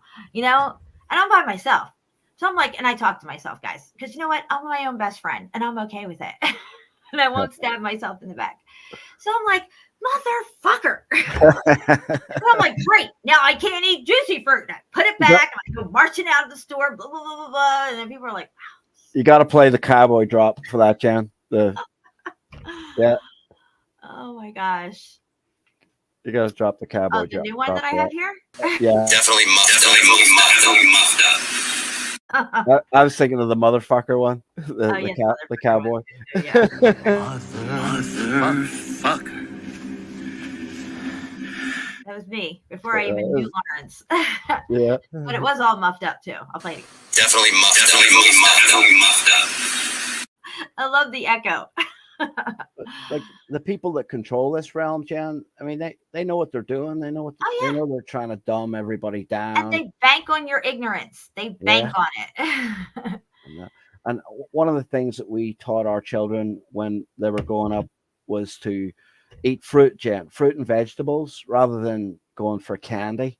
You know, we would have fruit and vegetables out, and our children, they'd be happy if they got a candy bar. You know, they'd be excited because they rarely get one. You know, so we don't deny them all the candy, but it's like you got to teach them to eat some healthy stuff. You know, or they're going to end up, you know, unhealthy people, you know, and then have to go to hospitals and have to participate in the system. You know, the more garbage you eat, like the more you have to participate in it. And, you know, you end up being addicted to pharmaceuticals instead of, you know, you should be eating vegetables and keeping yourself healthy. Right. You know? And they've taken over the vegetables and the fruits and everything because all of that's GMO'd now. And when you do find something that's organic, the price is jacked up. So, you know, you can't afford it, or maybe you can afford it, but not all the time, you know, to eat that way. And if you have a huge family, you know, you don't have that kind of income, you're going to more likely, okay, let's just take an example. Let's take maple syrup, right? Now, if you want good, organic, real maple syrup, it's going to be up here on the top shelf. And it's going to be like $14, $15 for something that's this freaking big. But right here at eye level on that part of the shelves is the Aunt Jemima crap in Log Cabin, right? You can get a bottle like this of Aunt Jemima fucking syrup for like $1 or something. And it's all high fructose corn syrup. And that shit's really bad for you. Yeah. But yeah, this is what they do. They even place the products on certain levels of the shelves, so that's what you would gravitate towards, you know, to look at because it's right at eye level and stuff. And we noticed, Jan, too, that Walmart would they would have organic stuff in there for a while, and then they would discontinue it. It's like they're playing with you. They're playing with you to. I don't know what they're playing at, but it's like they would just discontinue it. You would. Publix was the only place we could go that would be like where you would have like organic choices and stuff, you know, that was close to us. Right. So it's very difficult. I know. It all starts with what goes in here from day one. And the fact that they brought in these synthetic formulas to replace, breast milk. That's right with where it all starts. Of course, the shots prior to that, before you ever get home and start, you know, eating from a bottle or whatever. Yeah. But breastfed children are, let's see, how can I explain this? They have a more calm personality, you know, like they're not like hyper and rambunctious and all this stuff like that. Now I'm saying that there's nothing wrong with being a little hyper and rambunctious. I know kids are like that and stuff. But they seem to have a better disposition is what I wanted to say. Yes. And they also score higher on IQs than children who started off with synthetic stuff. And I'm guilty of it. I did not breastfeed. I just wasn't going that route. But I wish I did now. You know, in hindsight, knowing what I know, I would have. Yeah, it's difficult, Jen, because like we had our first 4 children in a hospital. They're so pushy about using formula from day one, like from the first moment. They'll even take the baby away from the mother to do that, you know. And we got pretty strong at saying no, you can't take the baby, you know. And our first one, he got some formula, I think, but the others were mostly breastfed. And you're right, they're a calm disposition. They're just a lot better behaved, you know, and everything like that. So, but they are rambunctious. Don't get me wrong. I mean, But it's a good way. It's not like, they're bouncing off the walls and, oh, look, they have ADHD, whatever the hell that is, and all this other crap. Oh, it's just insane. And the amount of sugar that's in everything. They told me I had ADHD, Jan, but I just didn't want to be in school. I just didn't want to sit at a desk. You know what I mean? Yeah. And because what you were learning wasn't true. And I think we all inherently knew it to some extent, subconsciously, because I was never interested in school neither. I mean, but I had to bring home first honors because, you go to Catholic school and they're paying for it and everything. Yep. You bring home low grades. You just can't. Oh, no. So, yeah, but I think that if we were in school, like if we had, I wouldn't even call it school. It would be a whole different experience to learn about our world and ourselves and different events and things and stuff like that, and how everything really works. I think that we would have been more interested and, more inclined to pay attention. And I mean, you would go into like history class. It's like, oh, here we go. I'm going to learn about George friggin' Washington or some crap from, the Bronze Age or some shit like that. None of that makes any sense. You don't retain that information and use it later in life, unless maybe one person out of the whole school is going to be a historian when they grow up or something. And they would have to go to whatever, more college for that. So it's just all of the purpose of what we call today education is just to anchor the false narratives into us at these young ages. Yeah. And then, shove the fluoride tablets in your mouth, calcify the friggin' pineal gland so you'll be disconnected, put the rubber soles on your feet, the shoes, so you're disconnected from the earth. The Vatican, we know, would take before they do the regular birth certificates, they don't really do it anymore. You would get the birth certificate where you had the footprint on it, the baby's footprint, and those would go to the Vatican, and they're taking your soul. Wow. Soul. Interesting. Yeah. That is fucking. Sorry, that is it. I know that just blew your mind. I could tell. Yep. Yep. Look. That's very true. And you know what? Definitely muffed up. It's funny because we did do that in a hospital, a soul print, but it wasn't like to give to anybody. It was for us, But that's interesting that they would do that, So, but I don't. I don't your doubt soul it. is what it is. So, yeah. Yeah. So, let me see here. I have a whole little thing of commercials we're going to look at here, Johnny. And I did see Melanie pop in backstage. Melanie, I don't know what happened to you, but can you try to come back? That would be great if you can get on here. Or were you just trying to fool Johnny, saying you were going to come on with us to get him on here and then backed out? She's kind of tricky. She's a little tricky. What about Curtis? Get him up here. I dropped the link. I'll drop it again. Is he ready? I don't know. I know he likes to be organized, Yeah. But gotta think on your feet, Curtis. Okay, I think we're good with this. I copied. All right, so I'll just drop it in the chat again over here. What's up, Daryl? I'm glad you're here tonight. Yeah, I thought I'd keep you company. I know it's lonely up on the stream, right? Without someone. Right? Usually I have a lot to say if I'm by myself, but today I was just like, okay, I guess I'll go live. Calm down, girl. Yes. And then I was like, what am I going to talk about? But I did want to cover the commercials and stuff because, they've been commercializing us all this time with all this propaganda and, all this hidden subliminal stuff and everything. And this is how they rope us into their products and using them all the time and stuff. Curtis, if you can come on with us, grab that link. Don't be shy. The programming, as they call it, Jen, the programming, right? They programmed us. Television programming. Yep. And channels, you can change the channels because, they're channeling. It's all magic. It's all witchcraft what happens with this. Yeah, it's funny the language that they use, like to talk about it. Yeah, it is kind of witchcrafty, isn't it? A lot of it. Yeah. And I do believe that is what witchcraft is the use of your mouth to, you can curse someone, right? You could say, you're stupid, you're ugly, and if they accept that curse, then they will believe that, you know what I mean? And that's what they do through the television, I think, is, subliminal messaging to absolutely get people to conform. So, yep. And we were conditioned at an early age, many generations ago, when they brought in the TV, the televised to your vision, to trust it. Jamie's in the house. Oh my God, it worked.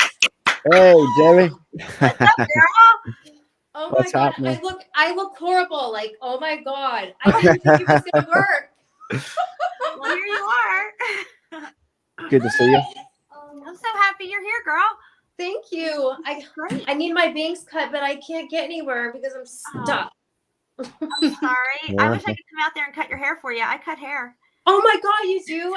Oh my God, I really I can't see. Oh, well, you look beautiful to me. So what are we talking about?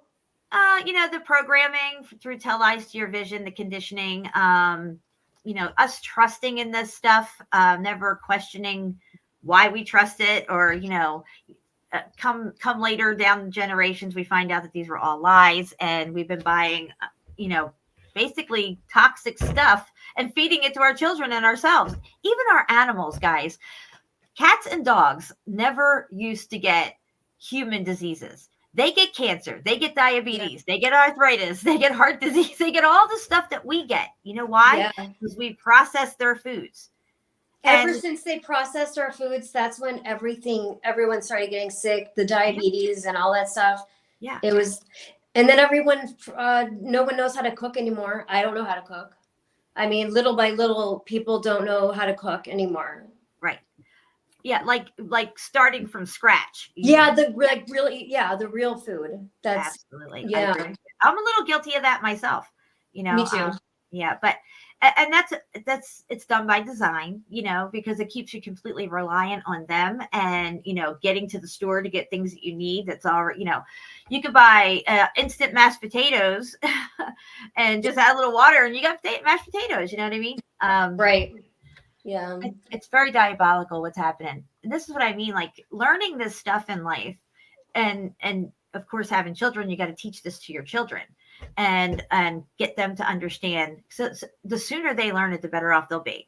And we're learning it kind of late in life here, but it's something that's supposed to come out now. Everything that's been hidden from us is coming to light.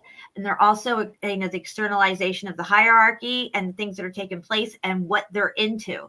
This is why, the transgender stuff and all this other crazy stuff has come out, and it's being pushed like crazy. Like there's no other agenda around, and they're just. But you know what I was thinking? Okay, so they have these special places for only those genders. It's going to backfire on them because they have their own special gathering places. And I was watching this historical thing where history repeats itself. They're going to go to their special places, and that's where they're going to end up getting rounded up.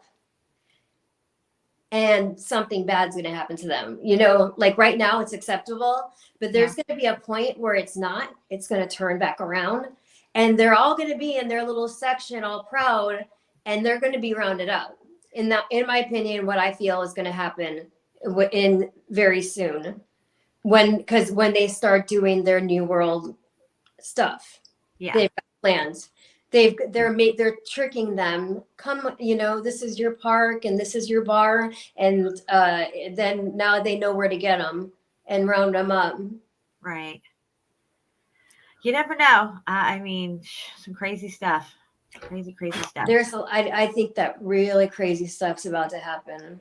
Like, it's not my place to judge people. If that's between them and God. Exactly.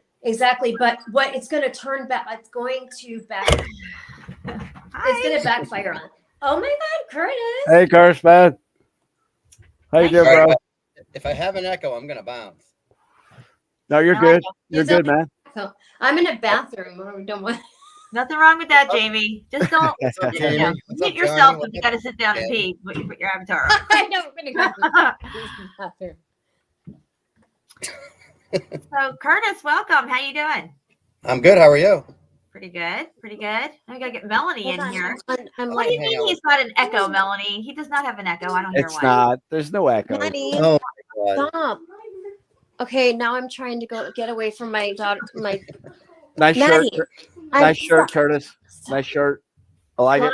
Curtis, Okay, let me on big screen here. Hold on. Let me find my Yeah. big screen button. There it is. Stop, What's Maddie. that? Okay, I'm gonna go back to Nice. the bathroom. Oh, I love Full that. screen. That's cool. Oh, Shapu's in the chat here. Shapu, I have an idea for another shirt, and I'm going to put it out there now for you guys. I want me and Melanie and we're burying a geologist. What do you think? Can we make that happen? We'd be like standing there with our shovels, and here lies, geology. Why don't we just like say geologists are fired or something? Yeah, we can do one of those too. Gonna have a variety of stuff. I like the Jinx shirt. Yeah, the Jinx shirts look cool. I don't know if he put that up yet or not, or he's still working on it. I wish I was wearing my shirt. I didn't know that this was gonna work. I would have had my shirt on and some lip gloss. You still have time. You can come out and come back in if you want to. It's all up to you. All right, well, I'm gonna go out because I've got to tuck in my daughter who's behind me. But I love you guys so much. No problem. We love you too, girl. Come back if you can, okay? All right, bye. All right, bye-bye. Bye, Jamie. Aw, she's so cute. Nice. I never seen her up there. I know, right? He said he just ordered one. So I guess he does have the Jinx up there now. Okay, cool. He showed me the ones he had finished. I didn't know if they went up or not. Yeah, Melanie, it'll be a crime scene. My daughter wants the pigeon one. Yeah, that's cute. And she came to me. I didn't tell her, but she came to me and said that she thought that the pigeons were spying on her. Really? Yeah. Damn it, man. You gotta get her on the show, Johnny. Yeah. Right? But they're all like they're flat earthers. All my children are flat earthers. I've obviously taught them that. Meltology, yes, they're coming along with that too. But they're teenagers too, Curtis, you know what I mean? So they're a little bit youthful indiscretion. Yeah, they've got attitude, you know what I mean? So they don't really want to participate with what I'm doing. But they really loved Mount Cheehaw, though. They really liked that trip. Yeah, that was fun. They were so nice. They were so well mannered, so polite, and they were just beautiful girls. And I think it's amazing that they're learning all this stuff and they're really interested. It's not like they're learning it, but then they just go about their business. It's in them, and they seem to be growing with it, and it's pretty amazing. I think when they get older, Jan, in their mid-20s, or they'll start to remember and want to follow that through. Right now they're kind of like interested in boys and makeup and doing their hair and stuff. So, but later on they're gonna come back to it, I think. So yeah, absolutely. And another challenge is that people who do have kids that go to the public school system and they're awake. And you're learning all this stuff, and then your kids come home, your children come home, and they got to do something about space or the globe or something, some kind of homework or whatever.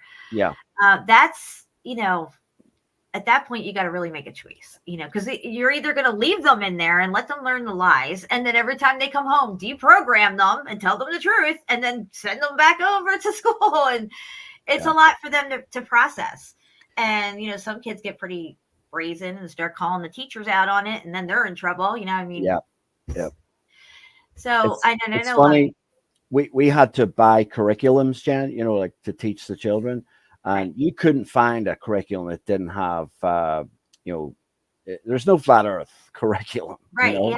So the girls would bring their books to me and say, "Look, Dad, it says it here, the Earth's a globe." You know what I mean, and things like that, because they know that's gonna upset me or make me say something about it.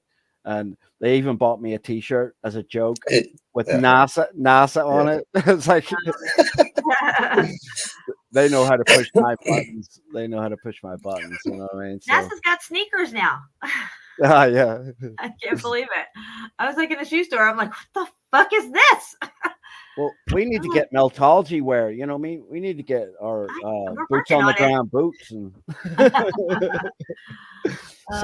safety gear, right? What kind of boots do Meltologists wear? Boy. I was going to say lead boots, but no, that's offensive, I think. So stomping the narrative boots. Stomping the narrative boots. Yeah. Stomping on a geologist's head. Oh my God. Geologists, I'm sure they're very nice people. They're just severely misled and have no idea what they're talking about, and they should be fired. I think it was Curtis the other day. Or they know about it. Was saying that the money is what helps them to put their conscience to the side. You know what I mean? They're making 6-figure salary, so that's makes it a little easier. You know what I mean? On your conscience, I guess. Which it wouldn't for me, but I guess it does for them. So yeah, regurgitating the lie is rewarded. Yeah. And you know what happens if they question it? If they get a little curious, write a paper and put it out there, or ask the wrong question, then they get blackballed in their field. So, there's a few people that I had heard of over the years. One was an anthropologist, and the other one I think was some kind of archaeologist or historian. And they, figured out a few things that went completely against what the historical or archaeological narratives were. And, they're like, but we have proof. Look, it's right here. And, they got blacklisted. Never to be heard of again. Can't get papers published. Nobody wants to deal with them or nothing. So there's a hierarchy at every level of, every aspect of everything. And they control it all. This is where we're at. It's unfortunate. That's the way it is, though. Yeah, And the universities, Jen, are just filled with people who are teaching lies. That's all it is. I mean, and people are spending like hundreds of thousands of dollars to send their children to get indoctrinated by these people who are telling lies to them. And they love it. They do. When I went to high school, when I entered high school, 1988, I graduated. So I went in like 85, going into 86. And the tuition was like $1,500 for the year. And by the time I left, it was like almost $1,800. I know that sounds really low. It is really low. But now it's like $5,000 for 1 year. Mm-hmm. For what? And you got to buy your uniforms, buy all this, shoes and all this stuff. And it's just, I don't even know how people are even doing it. But, not everybody can homeschool, and I get that, but they have created a society to where we have to get out there, we have to work, you need more than one income. School's kind of like the babysitter. You send your kid off to school, and if you do homeschool, they expect you to teach them the same curriculum, just at home, not at school. That's right. And if you don't, if you've already signed your birth certificates and stuff, they can come and take your kid. So this is why it's very important to not have a birth certificate, not have a social security card, and not be in the system at all. And, be able to have your children be self-sufficient in some sort of way and not have to rely on the system to work or anything, to have an income or something like that. That's one thing I've been trying to press onto my girls is that you need to start your own business, because then you don't have to go through all the rigmarole of going to colleges and stuff and getting indoctrinated. You could start your own business and only learn about what you want to do, right? Rather than getting all this broad spectrum of nonsense you'll never ever use. Well, children, as they're, coming up from the time they're born to like around 10, 11, 12 years old, when the hormones start kicking in, their creativity is off the charts. And they don't get to grow that and see where they would excel, because their creativity in different areas takes them to things that they would probably be really good at and do whatever, but it gets all squashed. You got to sit down, you got to be quiet, you got to sit in this school for 8 hours, in this, like, it's somewhere you don't want to be. You got to go there. It's just like work. It's somewhere you don't want to be, but you got to go there and you got to stay there for 8 hours, and if you don't, then you're gonna get in trouble and all this stuff. And it pretty much breeds out the creativity and the excitement for life, if you will.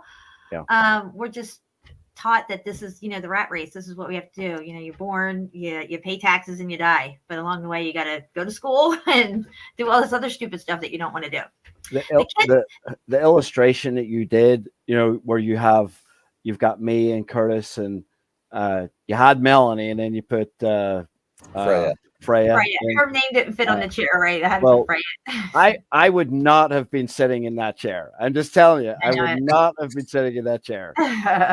No, I mean, at school, I was whenever the teacher was teaching, I'd be making ninja stars like out of the horseshoe nails, right? The okay, what I'm talking about, Curtis. Put them together, put tape around them, And as soon as the teacher went out the door, I would throw that ninja star in the back of the door, and everybody would be in hysterics laughing about that stuff, But I was busy playing paper football. Yeah. I thought he was saying it first. I thought that's what he was I wouldn't be sitting in that chair. There's no way. No way. The kids that do really well in these indoctrination schools, I always wondered about them. It's just like, why is it so easy for this girl to just get hundreds all the time? And just, right. They're just, they're really good at, I guess, absorbing the information and regurgitating it and whatever. But it doesn't. The things that we're learning have no real value to us at all. Yeah. It's ridiculous. It really And they is. start grooming you for college in middle school. You gotta go, you gotta go, you gotta go, you gotta go, you gotta go to college, you gotta go. There's a lot of things I think that they're grooming you for as well, Curtis. Like to get involved in the medical industry. Like I'm talking about preparing you to go to hospitals and stuff. Like you remember in high school they used to do vaccines, like they do routine vaccines and stuff, and they're training you. They're almost training you to they're normalizing it. Yeah. They're normalizing it. And prison too, because like cafeterias are it's just like a prison, right? I mean, they have a cafeteria just like that. They're training you for all those different aspects of the system, right? The system that they want you to participate in. Yeah. That's what they're doing. They design the education system. They're the ones who put it out there to structure society the way they want it to develop. Yep. And this is why they anchor all these narratives into us very young about the globe and space and geology. I've said this all before. You learn it at a young age. You're not learning that shit in high school. By the time you get to high school, that's all anchored into you. You already have the perception deception over you, and everything's all there. It's all been right here, right in front of our faces. The melt has been in our faces this whole time. Have you noticed there's a progression with that, Jan? Because if you go from primary school or elementary, as you guys say here, elementary, it's really ground into you in elementary school. Yeah. There's even someone who'll tell you, you have to do this, you have to do that. Then you go to high school, and it's not just as enforced, but you do it anyway, right? Because you've been trained in the previous stage to do it. And then when you go to college, there's no rules, right? But you do it anyway.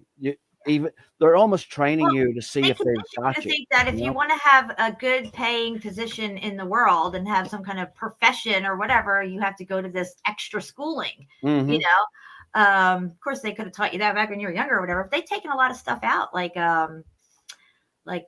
shop class. I don't even think they have typing class anymore. In high school, we had typing.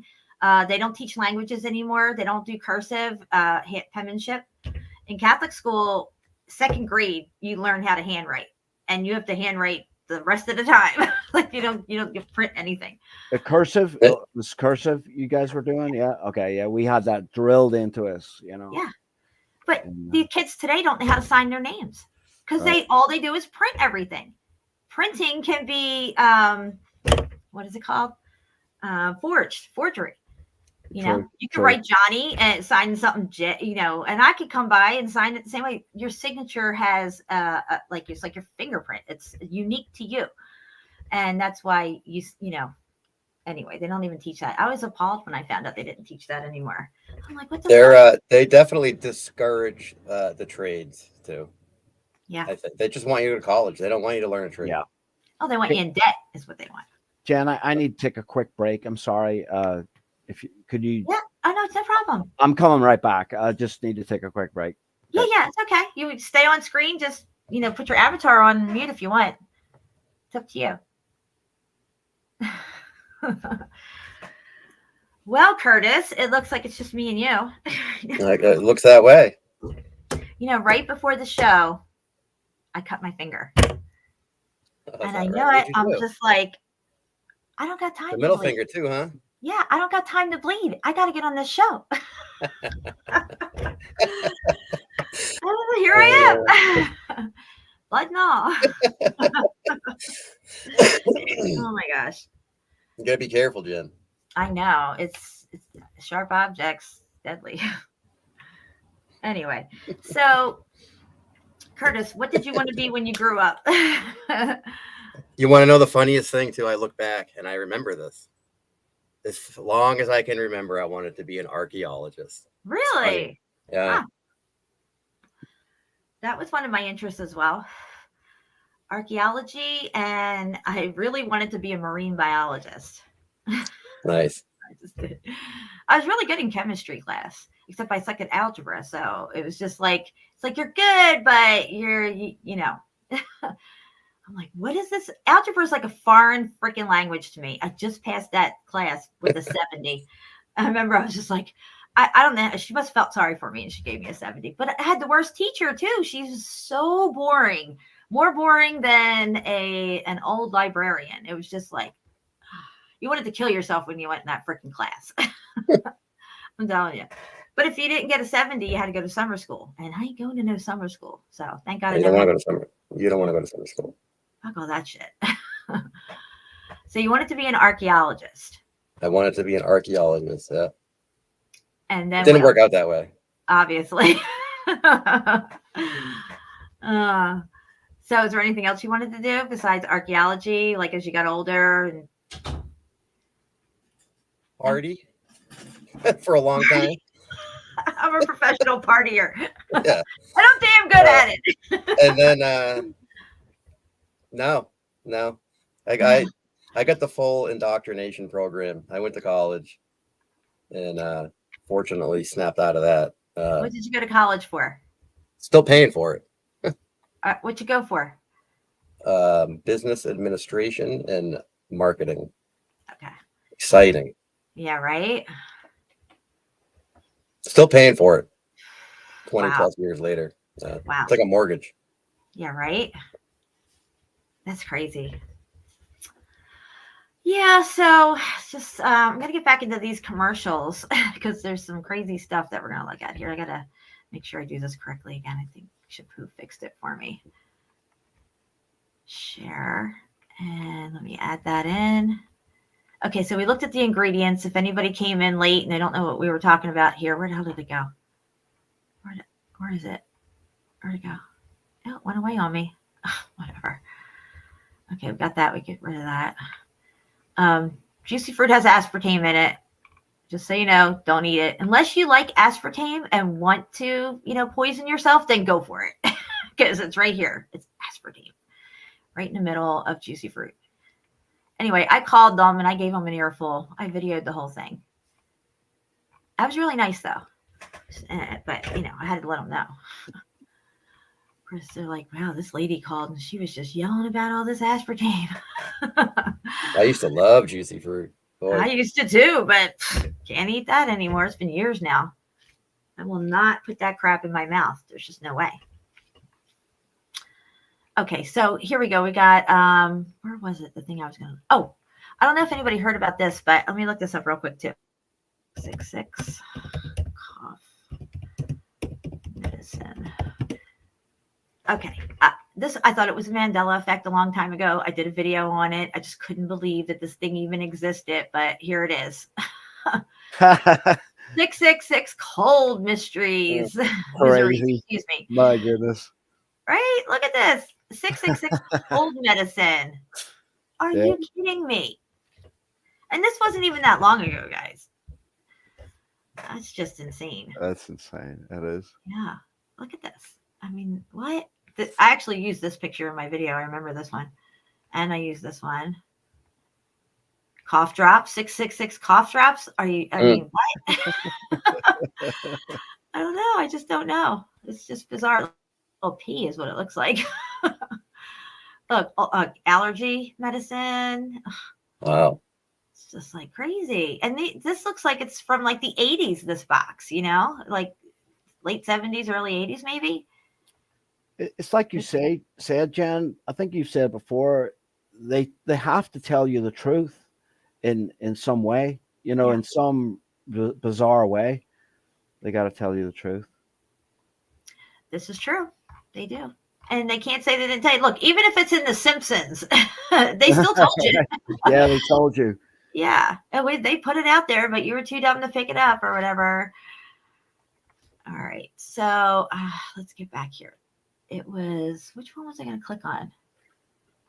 What we ate in the 60s. Let's take a look at this because this has to do with food. So we'll check this out. We can stop along the way. If anybody wants me to stop, just make sure you let me know. Trampoline. No wonder the Wilsons are in good shape. Including Ida, my wife. Mother of 5. Yet she keeps slim as her teenage daughter. How? Exercise and the right kind of food. Let me just say this, okay? Slim people used to be the norm. That's not the case anymore. So it's interesting when you see these commercials and people are thin and fit and stuff because clearly that's not the case anymore. Foods, like a post-grape nuts breakfast. It fills you up, not out. Gives you important protein. And only grape nuts have these crunchy nuggets. Enjoy a delicious post-grape nuts breakfast. It fills And you... what goes with grape nuts? Milk. So they're actually promoting milk as well because we actually shouldn't be drinking milk, okay? You breastfeed and you're done, and then it's it. You don't need milk. You don't need all this calcium and stuff like they tell you. Just saying. You up, not out. Post cereals make breakfast a little bit better. You know what I'm thinking about, Leo? Here we go again. A donut. A donut. A fresh donut. Oh, Dunkin's. A hot, fresh donut. It's in the cupboard, Leo. Hurry. A hot, fresh, delicious, sizzling, yummy donut. Hey, this guy's got like the ugliest wife ever. They've got like a prettier woman or something. I'm just saying. How did she get that part? Donut. Cream cheese with mustard. What are these things? Are these like donut square Pop-Tarts or something? No. With new donut squares, you can have a hot, fresh-tasting donut whenever you're in the mood for one. You're so good to the two of us, Leo. Open Like your I've been up all night feeding your ass. and shut your eyes. It's the Alphabet cereal. What a surprise! Yes, it's Alphabets, Post's new sugar-sparkled, ready-to-eat oat cereal that's so much fun. And so nutritious, too. A, B, C, D, E. What is nutritious about ABC sugar-coated cereal? There's nothing nutritious. But they'll put that in there. The mom will be like, oh, it's nutritious. You can eat this. G. Alphabets for you and me. The shape is new, a new taste too. So nutritious, good for you. Good for you. Try Alphabets and you will see. It's ABC delicious. Post Alphabets are such fun to eat and so good for you. They're made of oats, one of the best sources of high-quality cereal protein. And Post Alphabets are sugar-sparkled. They help provide both quick and lasting energy that children need. Quick and lasting energy. They're all hopped up on sugar, bouncing off the fucking walls all day. Tell them to get them. Oh yes, be sure I get new Post Alphabets. Try Alphabets and you will see. It's ABC delicious. Yikes. I wonder if that was raw milk she was using. Yeah, I don't know. You know what I mean? Even if it was raw milk, we really don't need to drink milk. I don't drink milk. I haven't drank milk in, I can't even tell you how long it's been since I haven't drank milk. When I learned about it back, I guess I'm still in Florida. But if I want to eat cereal, the only cereal I will eat is Raisin Bran. And I don't eat it all the time. It's once in a blue moon. I'm just kind of get a little urge for it. And I use vanilla coconut milk. That's really good. Or not. No, it's vanilla almond milk. I'm sorry. I do have the coconut milk in the fridge there too. Anyway, here we go. Dieter. Who can stay on a diet when this is all there is to eating? Now, from the Edward Dalton Company comes today's new way to diet. Good Measure, the world's first 300-calorie diet dinners. Now you can actually eat full meals, like meat, potatoes, gravy, twice a day, and still lose as much weight as you would with the well-known liquid diets. Impossible? Until now. The Edward Dalton Company discovered how to control calories in full meals, like beef stew, so each dinner is precisely 300 calories, as nutritionally complete as a meal can be. Here's a diet not too steep to stick to. Eat an average breakfast. For lunch and dinner, enjoy full meals of Good Measure beef stew, chicken with noodles, or chili con carne, and still lose as much weight as you would with the well-known liquid diets. Dieters rejoice with Good Measure diet dinners. 300 calories in a can. We love them hot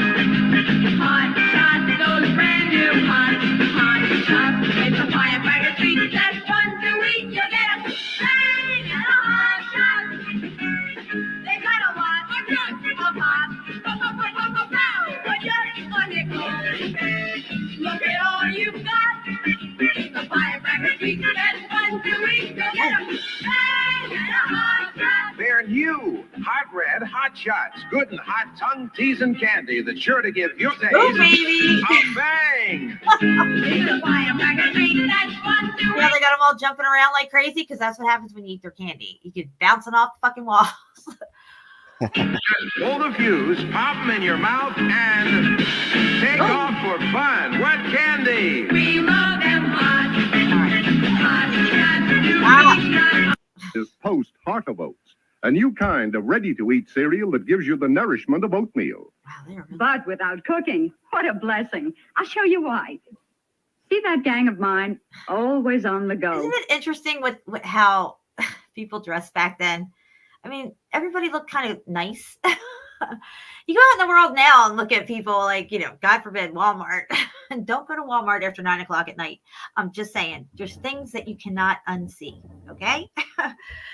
But yeah, everybody nowadays, they look disheveled. They look like slobs pretty much. Nobody really cares what they look like. They'll wear pajamas out and whatever. It looks like an episode of Lassie here. It's like, I'm uncomfortable that you're comfortable. Yeah, it could be Lassie. I don't know. And there's nothing better for them than oats for all that protein and vitamins and minerals. And for those shenanigans, they need all those things. Shenanigans. Well, with Heart of Oats, just ring a bell. Yeah. they get all the nourishment of oatmeal, both in summer and winter, in a fun way, the way they like to eat cereal. And I don't have the nuisance of cooking. You're a nuisance, lady. You see how they do this? It's just the way they present the commercials, the way they talk in the commercials and stuff, the little jingles and songs and everything like that. They studied and learned about all this stuff before they started making these commercials, that they knew that this would sell it and rope people into it and stuff. And it's all psychological is what it is. Now you can get all the nourishment of oatmeal with Post Heart of Oats and milk. Crisp and light. So light it fairly dances on milk. So give your family the strength of oats with new Post Heart of Oats. You know something? They taste just a little bit better. Really? Notice that they're triangles, right? All right, what do we got here? Better than what? What is he talking about? No idea.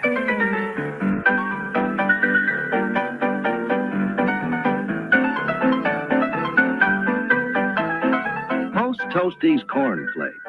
Fresh as a sun-ripe ear of corn. Flaked and quick toasted to come to breakfast. Crackling out loud with fresh corn flavor. That's Post Toasties.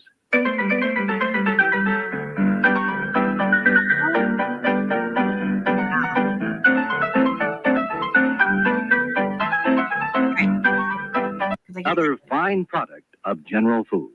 General Foods, yeah. And here. Hey, kids, look at those supersonic planes go! Now fly model planes like them. Be your own test pilot with these amazing free blow-planes. They fly like real jet planes without propellers. Just blow through the launching tube and zoom! Oh. They soar, twist, fly straight ahead like a dart. And these fascinating blow-planes are free in these special boxes of Post Toasties Cornflakes and Post Sugar Crisp. No limit to the fun you'll have. Do tricks, have races with your friends, use them for target practice. Collect a whole squadron of Toasty cornflakes and sugar crisp. Okay. Hey, Mom, can we get some sugar crisp? I want this cool plane they got in it. Yeah, sure, honey. No problem. Next time we go, we'll pick it up. Oh, my gosh. This is nuts. these free blow-planes. Get one plane in every special box of Post Toasties. The cornflakes with that golden corn flavor and Post Sugar Crisp, the favorite honey and sugar-coated cereal you can eat 3 ways. Get your free blow-planes today. They're pretty cool. Can anybody top flavors like these? Toast 'em, topped 'em. In new Toast 'em Fancy Frosted. A luscious lacework of vanilla frosting over blueberry. Caramel flavor over peach. Swirls of vanilla over strawberry. And rich honey flavor over cinnamon. New Toast 'em Fancy Frosted. The best looking toaster pastry ever. And they taste, even better than they look. Everything used to be made from scratch, and they promote all this, products that are mass produced, and you don't know what's in them. Commercial looks good. You heard from your neighbor they taste pretty good. You go buy it. It's FDA approved. You see that on the box. They wouldn't lie with that. And then you're breathing it out. Did General Foods become, or sorry, General Foods? Did it become General Mills eventually? I don't know if they're two different same companies. company. Yeah, I don't think they're the same company. Okay. I could be wrong because I haven't looked it up, but I don't think they're. Because like those were the guys that created the food triangle, right? And it was a false triangle. It wasn't really teaching us the right way to eat. So yeah.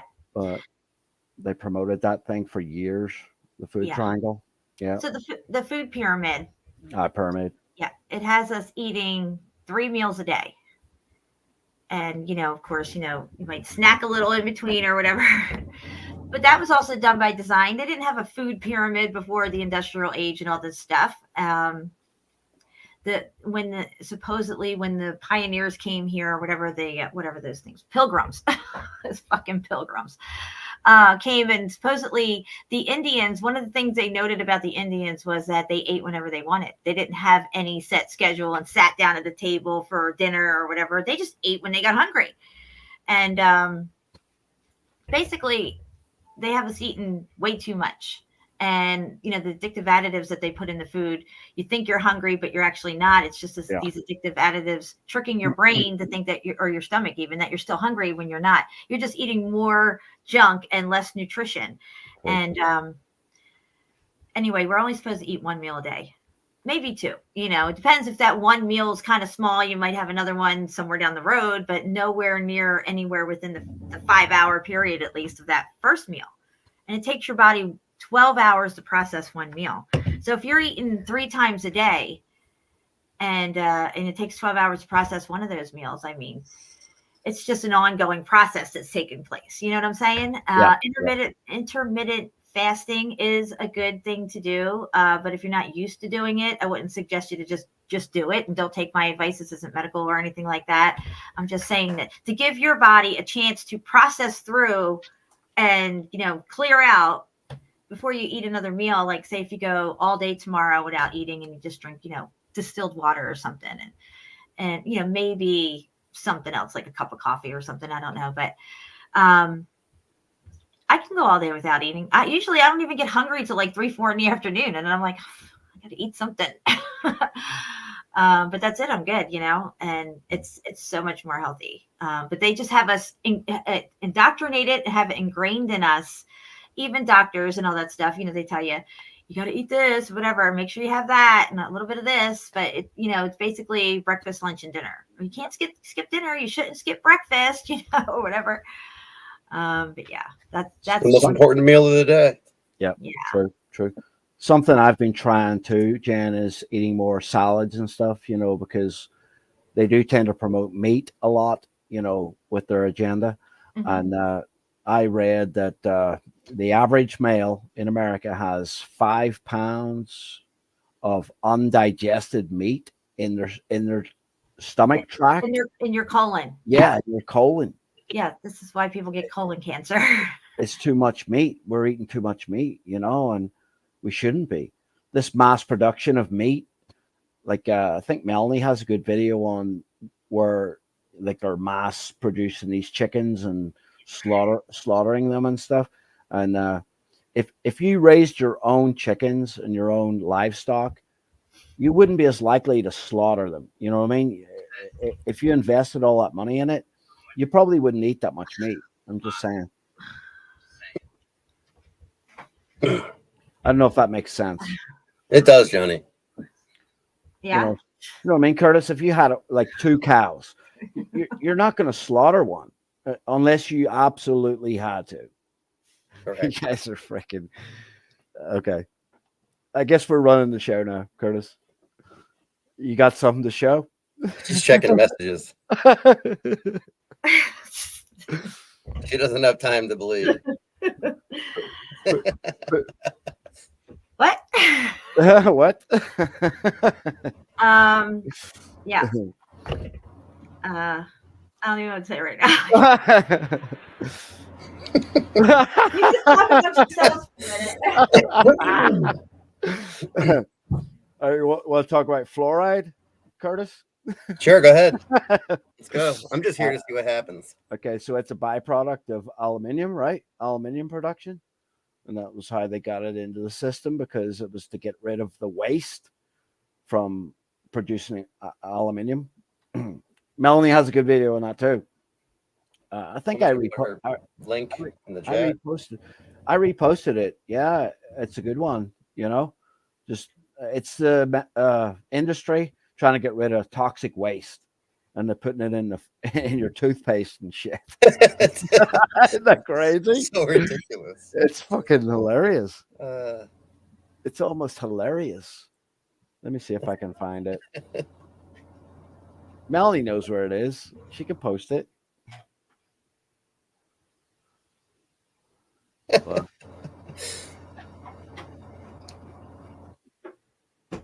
Let's see. Okay. I think I got it. I think I got it. What are you trying to post? What are you looking for? The Secret Covenant? No, it was about the fluoride, where it comes from, Jan. The byproduct of metal production and aluminum. Yeah. Melanie had a good video on it from years ago. Hold on, we got something here. I posted it, so hopefully people can get it. Yeah.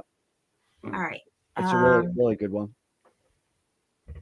The Truth About Our Water is a really good one too. That movie. I actually premiered it on my old channel, The Truth About Water. Oh yes. It's a similar video, Jan. It's similar to the one you had. Yeah. Similar. So fluoride is a byproduct of agriculture and what did you say it was? Metal? Aluminum. It's aluminum, an aluminum byproduct. Yes, it's an aluminum byproduct. Aluminum is a neurotoxin. It's known. It's a neurotoxin. But look, they have us using aluminum foil all the time. You're grilling out on that shit. People are using them to make pipes out of. If you don't have a pipe, and I'm like, don't fucking smoke out of aluminum. It's been linked to Alzheimer's, Jan.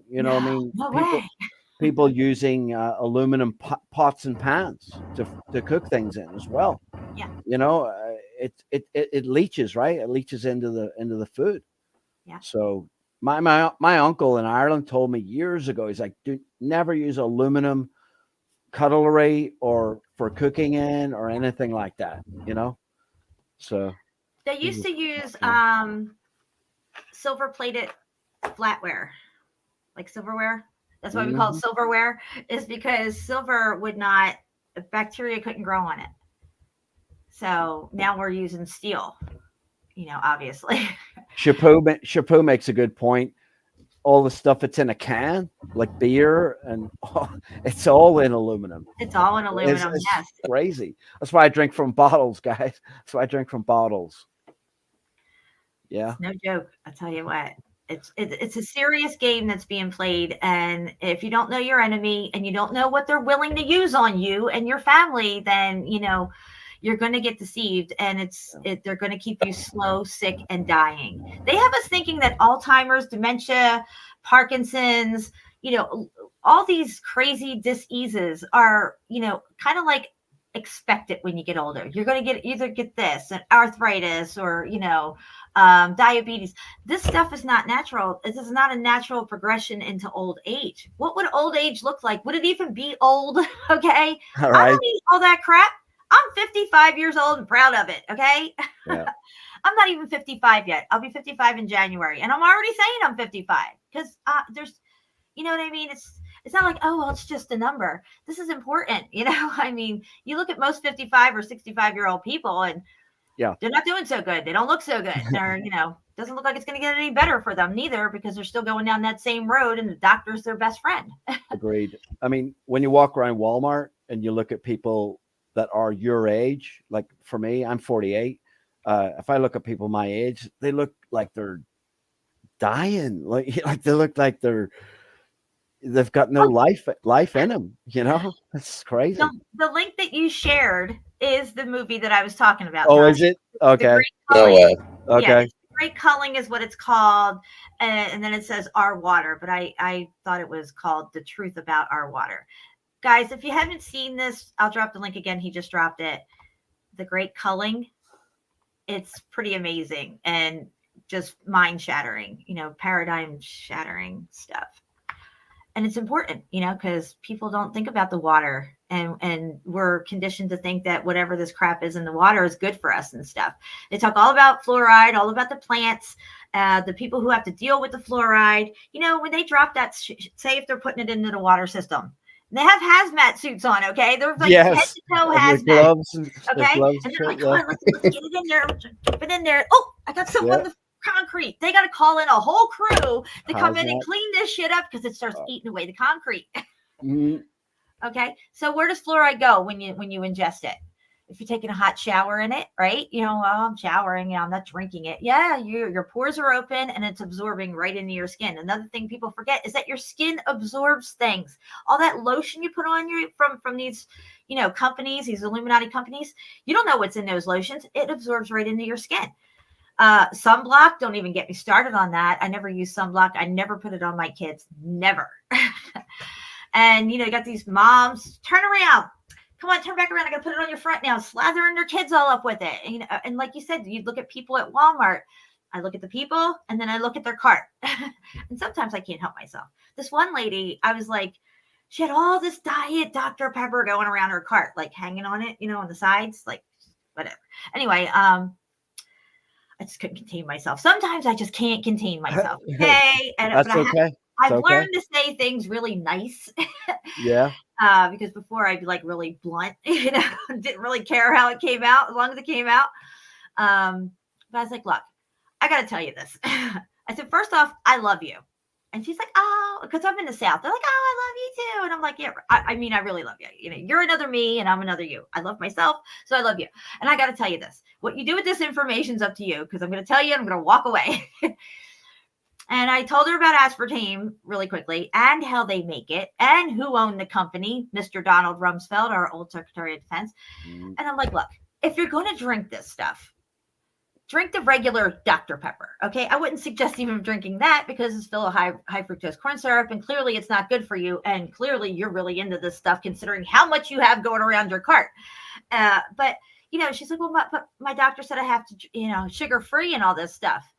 Well, that's where the doctor fucks up, because he says you gotta eat sugar free, but he doesn't tell you like what does that mean, And some of these doctors, they don't know, but I know there are doctors that do know about aspartame. I used to talk to one all the time at Cracker Barrel. He'd come in and he would have his group of nurses with him and stuff, and he looked like a really fun guy to work for and stuff. They were all always having fun. Anyway, I'm like, hey, what's up? And me and him would have like these great conversations at the hostess stand while waiting. He's like, you're one of the only people that I've had such intriguing conversation with in my life. I was like, oh, thank you.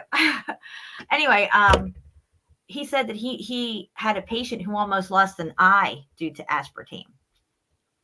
And, he's totally against that stuff and everything. But, the point being is that people just don't know. And they don't care that they don't know. They don't even know they don't know what's going on. They think they know and they have a good beat on everything, but they just don't. And that's where our downfall is. We put too much trust in supposed authority, but these people have put themselves in these places of authority and have trained us through all these generations to comply with that authority, that they know best. So it's actually been, there was a conscious effort to breed out our discernment, if you will, and just, pop on the TV, see the commercial, blah, blah, blah. It's fun, nice tunes and stuff. Maybe the actors in there that you like or something. And, oh, wait, it's FDA approved as well. We trust those guys. And, here we are. Who benefits from all this? The pharmaceutical companies benefit. It's just a plethora of people that benefit off of us being slow, sick, and dying. They cut our lifespans down. You're lucky if you live to, well, now the new one is 75. Before that, I think it was like in the 80s. And before that, it was like up into the 90s, the life expectancy. Now, my mom's 75 and she's doing really, really good. But most people, once they hit their 70s, even if you live to 80, 85, what kind of quality of life is that at that point? Are you just kind of like drooling on yourself, wearing Depends and, kind of like barely getting around? Somebody's going to watch you and take you places. That's not life. That's not living. That's not how the end of your life should look like. You know what I mean? And I think, back before the industrial age, maybe even before the short season of Satan, of course, I think we lived a lot longer, somewhere into the hundreds, I think to live into 120 or 130 was not a surprise, and maybe, could you imagine if we lived like that and we were healthy and everything, the things that we would accomplish? And, there would be no pharmaceutical companies. We wouldn't need any of that crap. This is all done by design. Everything that we're experiencing is exactly, that's why I say to people, if you have cancer, you got cancer because somebody wants you to have cancer. That's why you have cancer. Because other than that, cancer never existed before the industrial age. It was unheard of. Anyway, I'm just going off. I need to do a disclaimer. Shipu says I need to do a disclaimer that we're not doctors. We're not prescribing. Yeah, we're not doctors. We don't doctor you up. We're curers. Doctors doctor you up enough so you keep coming back to them. He's afraid this stream's going to get pulled down. Yeah, I'm not giving medical advice. I'm telling you the truth. That's what I'm doing. I'm telling you. We're like Dr. Phil. We're like Dr. Phil on here. You know what I mean? That's what we're doing. Yeah. But like since we're already on the subject, the jobby jobs, right? That's you're basically creating lifetime customers for the pharmaceutical industry. That's all it is. That's what they want. It's a lifetime customer. They give you one thing. Here you go. This is going to help you. And you go back, you're like, oh, but I know it's helping, but I got all this other stuff now. Oh, well, we got a pill for that. Take this and that. Yes. I don't watch TV, so I don't know what these commercials are like today. But when I go up to my sister's house, my mom always has the TV on. And like a commercial for, I don't know, Zantac or some stupid thing, some new drug they have out.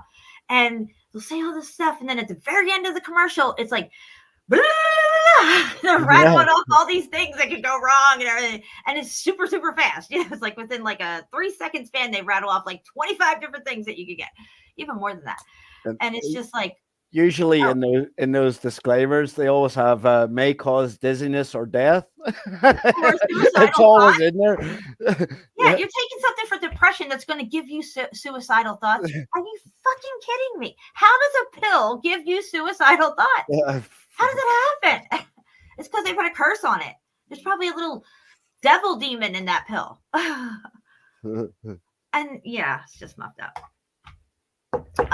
Also, some of the medications have fluoride in them, like Prozac.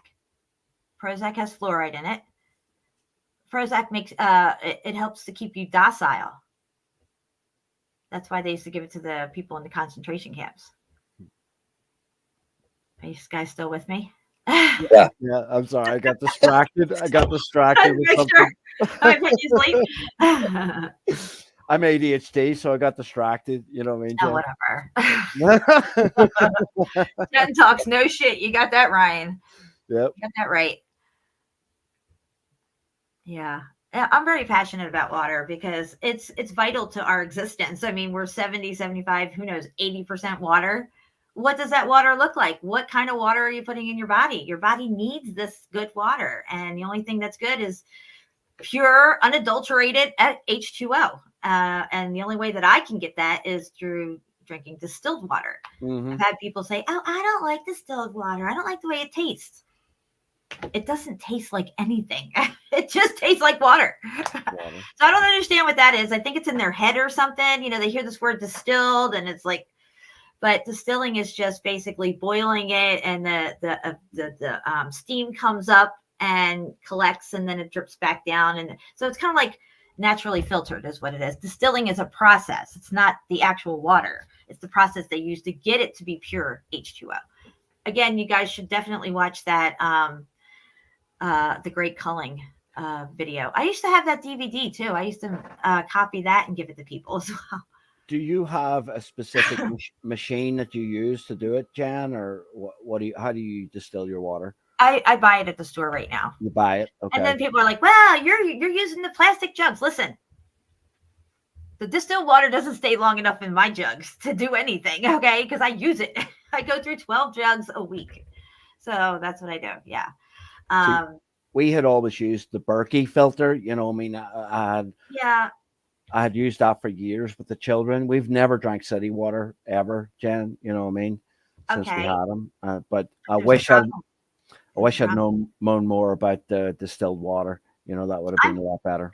So If I could get a distiller unit in here, I would. And you should have your distiller unit hooked up to the main pipe that comes through your house, not like, I mean, I guess you can get it past the washer and put it in somewhere else or whatever. But anyway, you want your shower water to be distilled water, everything, whatever, even your toilet water. But anyway, Berkey filters don't take out fluoride. Most regular filters do not. And I've heard people say, "Oh, it's okay. I got a Brita. I got a filter." I'm like, yeah. See, this is what you're not thinking. You're not even trying to consider the fact that this filter is not going to take it all out. People just say, "Oh, I got a filter. We're all good." No, you're not.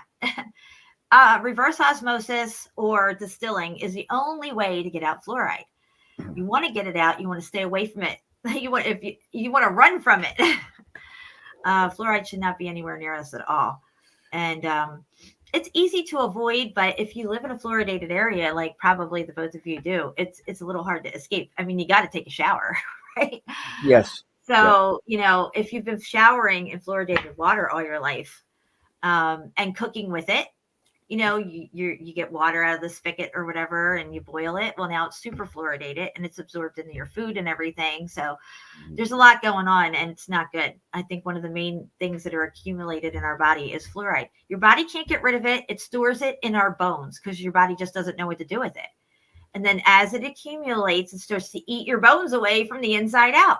This is why they say when you get older, you have osteoporosis. You fall once and broke your hip. Now, you got brittle bones. Sorry about your luck, or if you move around and everything hurts, it's because your muscle is sliding across your bones, and it should be, your bones should be smooth, right?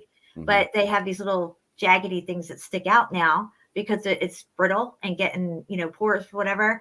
So when your muscle slides across, it's getting hinged up on those things that are like little pricks sticking out. So it hurts, you hurt all over. It's no fun and it's really sad, and there's no cure for it. You can't just, I mean, I know I have at least 30 years of fluoride in me because I lived in Philly for 30 years.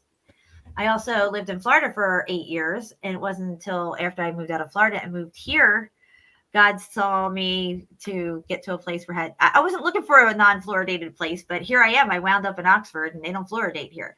And I've been. Oh, you're lucky. Yeah. 2008, I moved here. So ever since 2008, I've been, completely fluoride free. Even, I could cook with my spigot water or tap water, whatever you want to call it. But I choose not to because I do know they use other chemicals to clean the water and stuff, but fluoride's not in there. I always use distilled water for everything. That's just me.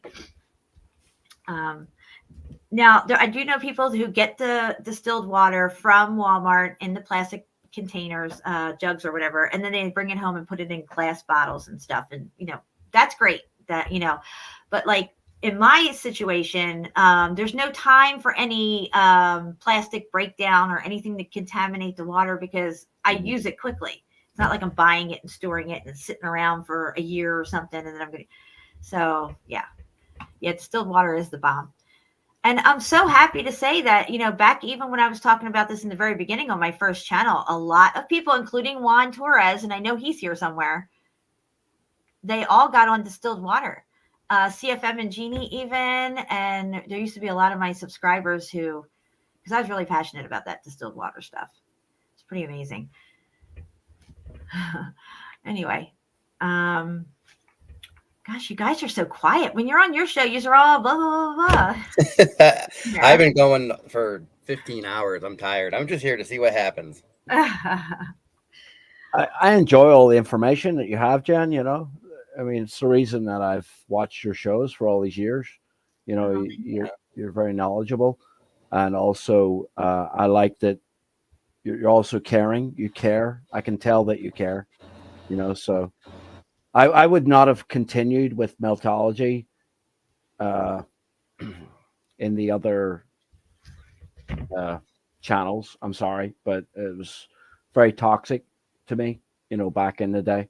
Mm-hmm. So, I mean, I've been watching this stuff for a long time, way back when Jerry was still around. Yeah. God. Yeah, he was toxic. Yeah.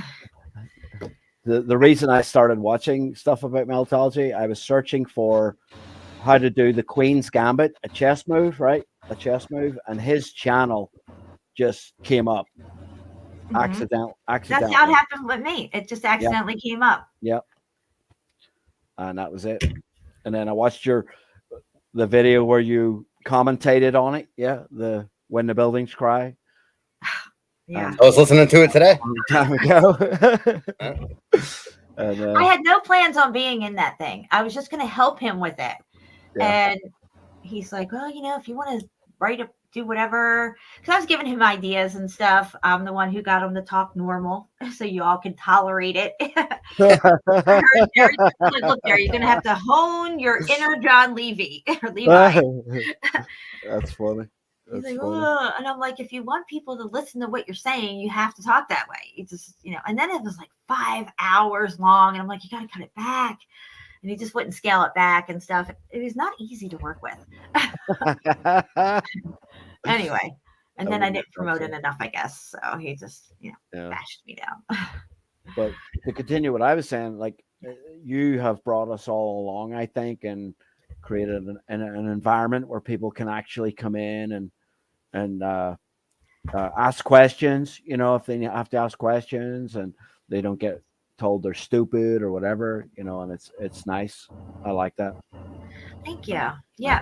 I know how it feels to have people treat you that way. And I never want to make somebody feel that way. No matter how much I like you or dislike you. I'm not like, wanting to, make you feel like crap or whatever. Yeah. It sucks when it happens to you, But that's just how people are. And I never really had plans on doing any of this stuff, like being as vocal as I am with all this stuff. But my sister, I used to send her all this. She said, why don't you just go on, get a Facebook account and put it all on there and stuff, or whatever, YouTube and stuff. And I started doing it. And, I took a lot of heat in the beginning, guys. A lot of heat for the stuff I was. I know you did. Yep. How many channels did you lose? What are you on, 7? This is my 7th channel. Yeah. 7th channel. But on Rockfin, I have 5,000 subscribers. Hey, did you get that? What I was saying the other day about, I was sitting here at my computer. Okay. I think this AI stuff is out of control right now. I was watching, it was a comment I made 10 years ago on a video, right? And there was never a reply made on that comment. Never. And I'm sitting here at work. I'm just doing my thing. And I look over and there's this message and it said, I am the dream of 1,000 dreams. And it said my real name after that. And I was freaked out for a second. Like, I was like, because there never was any comment made under that. But here you go. It just happened. It was almost like it happened just for me. And now the comment is gone. Okay, so you're saying this is on a YouTube video under a comment? It was under it was a scam baiting video that I watched 10 years ago. What? And I made a comment. And the other day, it was just on my screen here, right beside me, and now it's gone. And that's really weird. I think this AI is like messing with all this stuff now. Yeah. Like my computer's been messing up too. Like things have been happening that just don't normally happen. Yeah. And Curtis got an echo in his headphones. He doesn't have one here today. Right. Yeah, I really didn't do anything. It's just working now. Why is that? You know what I'm saying? I'm going to tell you something that I've never told anybody. And it happened, I think it was last year or the year before. It doesn't really matter. Anyway, I don't know if this happens to everybody. When I turn my computer off downstairs, at the very end, before it shuts off, there's this line of code that comes flying up the screen. And I didn't have my glasses on, but I'm sitting there, I'm turning the computer off, and I'm just looking, and I wasn't looking like waiting to read something, and I knew it was gonna, it goes pretty quick, but it said, I said, "What are you doing, Jennifer? Why are you worshiping him? Why are you worshiping him? He is not the Messiah." Oh my goodness. And I'm like, "Wait, what?" And it went away, and I'm like, "What the fuck?" And I know it said Jennifer, and I know it said like, "Why are you worshiping him? Like he's not the Messiah." And I was like, and this is right when I just started talking about Jesus, like, a few years back when I really started, talking about it more on camera and everything. And I'm like, did I just see that? I mean, I still remember it. It was shocking to me. And it was just like, I've never seen it again, because every time I turn that computer off, I sit there and I watch. Because I'm like, I don't know what it means, guys. I haven't even told anybody that. Yeah, I believe you, because like I say, no one would believe me if I told them like what happened. It was just weird. You know what I mean? It's like one of those crazy things. Well, there was these two girls that I used to listen to, years ago. And the one girl had said that she was getting contacted on her computer by something, like some kind of entity of some sort. And, it was all about like, unplugging from the matrix and all this other stuff or whatever. But what it was they were getting messages in these weird ways through different things, like you said, under a comment or something from a long time ago, or it was like trying to communicate. Yeah. I think so. Yeah. He is the prince of the air, Lucifer. And, everything that we're using is using the airwaves, signals and stuff. So it's not like, I just think that was probably some kind of message from, the demon AI trying to steer me away or something. I don't even know what it was. I don't know. I just don't know. I totally think it's a demon. I totally do. Honestly, Yep. It's, why does everybody have such a problem with, I mean, I know there's a problem with the name Jesus. Everybody's like, well, it's not really the name, or it is the name, and it repels demons. And then, if you were into Buddha or Shiva or whatever, Krishna, stuff like that, everybody be okay with it if you, whatever. But, right. But they don't like that one. You get really bent out of shape when you talk about Jesus or God, Yahuwah. Exactly. It's okay. It was crazy. What was that, yesterday when you guys were talking about like, how your phone listens and then it gives you advertisements, but you guys were talking about thinking of something. Yes. Still getting the advertisement. Yes. That's crazy. Yeah. Yep. Try it out sometime. It'll happen. Okay. So I was doing a scam bait. I do scam baiting calls sometimes. And I use like phony names. And Mike Hawk is one of my names, Mike Hawk, right? And I wrote it down. On a sheet of paper, right? But when I went to search on my when I was going to send an email, that email address came up as a choice on my computer, and I never typed it in. I just thought about it and I wrote it down. Wow. Yeah. It's crazy, some crazy stuff, bro. I'm just I wonder telling if you did like an exorcist on your computer internet at your house, if like your shit would just shut down and not work anymore. Maybe. The ghost in the machine. Wow. Oh man, what have we gotten ourselves Start into concentrating on something, see if I get ads for it. We were talking about the other day.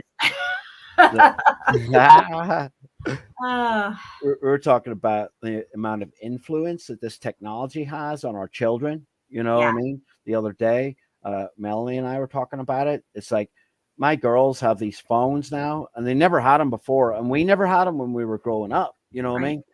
But now they do. And if I come in the room, they will not say a word to me. They will just be texting, watching videos. But if we go out, like say for dinner or something, it's a totally different environment. Like the phones are gone. We have fun. We're joking. We're laughing.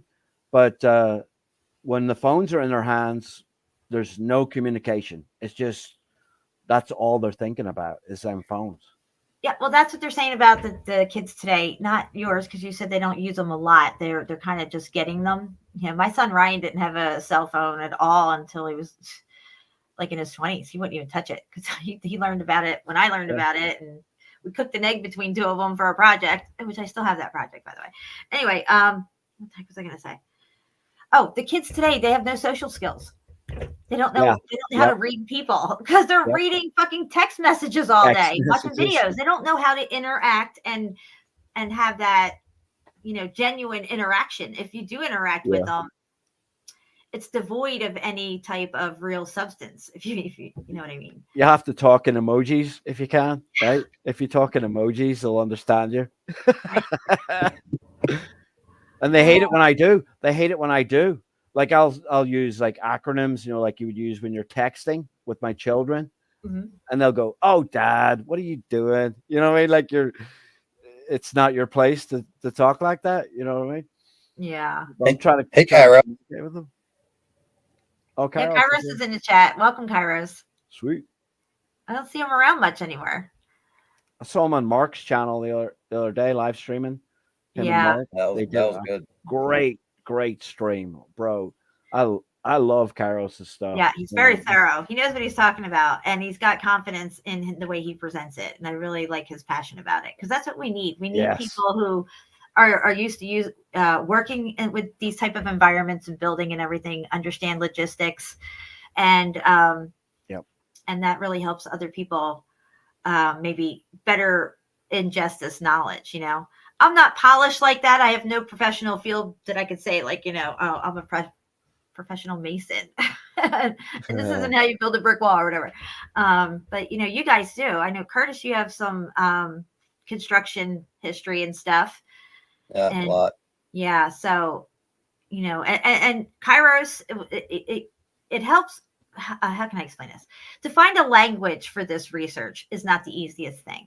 I might joke around and be like, that's some janky rock and stuff, but I mean, that's not really the best terminology to use, but that's just what I use for me. But, we do have to come up with a technical language to explain a lot of this stuff in a manner that's not just, just joking around about it. Not that I'm joking. I'm serious. It is a janky rock, but that's just how I describe it. But you guys are really pioneering this thing, I think, with, the knowledge that you have coming from those fields and trying to explain what you're seeing here and everything. And, that they just would not have done it this way. Something made it get that way, and like I always say, to understand the truth, you have to first understand the lie. And to get to Meltology, which Curtis is one person who I know of, and a couple other people who had no idea about anything else, any other truths, just came into Meltology and got hit with that. And then I guess you're figuring all the other stuff out. Yeah. Working backwards. Yeah. Isn't that crazy? Yep. Yeah, I really did. I worked backwards. Huh? Yeah. But it's not really, Curtis, though, because I mean, once you see that part, you're going to obviously see the flat Earth and all the other stuff before that, anyway. But I mean, I did go back a little bit, but I spent very little time because But the only thing you're missing, it's all covered here in the Melt. The only thing you're missing out on is all the bullshit that we've had to put up with, like the drama, the fucking continual just talking about the same subject over and over and over again. Meltology is just like, it's so vast. I think this subject is, for me as an engineer, that this is very, very interesting to me, because you can actually see pictures of evidence.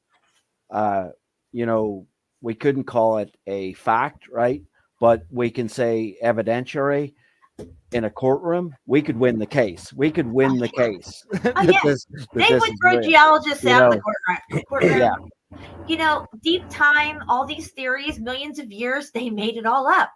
They just made it all up. It's all theoretical. There's 3 major theories for geology. That's it. They don't know, but yet they teach it as fact. So, but like we talked about the preponderance of evidence, in a courtroom, that would be what you would present, right? As a preponderance. Well, you've got how many million pictures? Chapu has more pictures than Yandex, I think. So, there's so much evidence. Yeah. So if that's what it takes to win a court case, we've already won it. Sorry. Yeah. Absolutely. You know, they don't want you to believe your eyes. They don't want you to believe your senses. They want you to believe their bullshit. You know, it's flat, it's stationary. We're not moving, but you know, we're brought up to think that we're spinning 1,000 miles an hour, going around in all these circles, circling our universe that's ever expanding and all this stuff like that. But we don't see or feel none of that stuff. Nope. And it's the same thing with the melt. We have been conditioned to see this stuff, walk right by it, think, geology, millions of years, you know, sedimentary layers or whatever. Tectonic plates, and it's just not the case. Excuse me. When you go into a cave, you know, they look melted. It's because they were melted. It's not because this little drip formed this thing over millions of years, you know. Nonsense. It's too much. Yeah. Going out on your own really takes it to the next level, and using your own senses. Yeah, absolutely. Feeling things, seeing things with your own eyes, tapping on them, see what they sound like, if they're hollow, if they make other noises. That really takes it to a whole nother level. For me, it did. Yeah. And you guys are doing great. You and Shawnee. Shawnee should get Oh, yeah. Oh, we got a huge Saturday coming up, Red Brick Saturday. Yeah. Tell us all about it. So it's going to be me, Shawnee B, David Wayne is making it. Sweet. And another new guy. So there's 4 of us. Yeah. So a little mini meetup. It'll be pretty sweet. Yeah. So where are you going? You got a few locations already scouted out that you're going to, or? Yeah, Shawnee B's been doing all the legwork. We're going to some pipeline in Fitchburg, Massachusetts, with all kinds of nonsense everywhere. Nice. Probably sounds like everywhere. Underground stuff. Yeah, we could. I forget exactly where it is, but it looks pretty awesome. Patty was going to go too, but she's in Florida. Okay. But 4 people, that's pretty big. I never met up with any more than 1 person. That's going to be cool, man. That's going to be really good. The new guy that's coming is, I don't know if you guys know, but a few weeks ago, Shawnee was out by himself on a Saturday, and he got approached, and he thought he was, he's going to get read the riot act by somebody. Yes. And this person walks up to Shawnee and goes, "Shawnee B?" And Shawnee said he was just beside himself. He goes, "Wow." Yeah. So someone recognized him, and now that guy's out with us Saturday. Yeah, that's cool, man. So cool. That's cool. Yeah, that's pretty cool. That is really cool. Carios is saying, "Bring your own hammers." BYOH. BYOB. Bring your own patchers. Yeah. I love watching Kairos chip away at that rock on the side of the highway. That was one of the first videos I watched of his. He pulled his truck over. He's zooming in across different valleys and stuff, and then he goes up to this one thing, and you can see that there's like a line, like a square, but it looked like it was one big rock, but it had like these, I don't know what do you call them, like joints in them or something. Yeah. He starts hacking away. And Shawnee B, he just discovered something recently on his most recent video, where it looked like it was granite. The skin of it looked granite, but there was some that had broken away, and you could see brick under it. Yeah, he gets crazy transitional evidence. There's a lot of transitional evidence in New England. It's mostly transition. It's hard to find melt, other than what you're walking on. Right. All right, I'm going to present real quick because Jamie said that about gold. So I might have to get off actually, Jan. Just it's getting late over here. So okay, how many more minutes do we got with you? I don't know. 5? Maybe 5. I don't 5 know. melted minutes. All right, we'll go with melted minutes, and that's fine. Okay, so we're talking about gold here, and when you find when they find veins of gold, gold typically it looks melted, like it's melted onto something like this right here. This gold didn't grow out of this red brick that's melted. It's melted into it or over it, and they have to extract it off of it. Like here, it's on quartz crystal, which quartz crystal is mortar. So whatever was in this building had gold in it, and the gold melted. And, of course, it's going to run down and over things, get squished out over here and land up over there. And that's where it hardens and stuff. But, it's not just gold. And if you look at gold nuggets, like, what do they call it? Luvial gold or not luvial gold, in situ, I think it's called.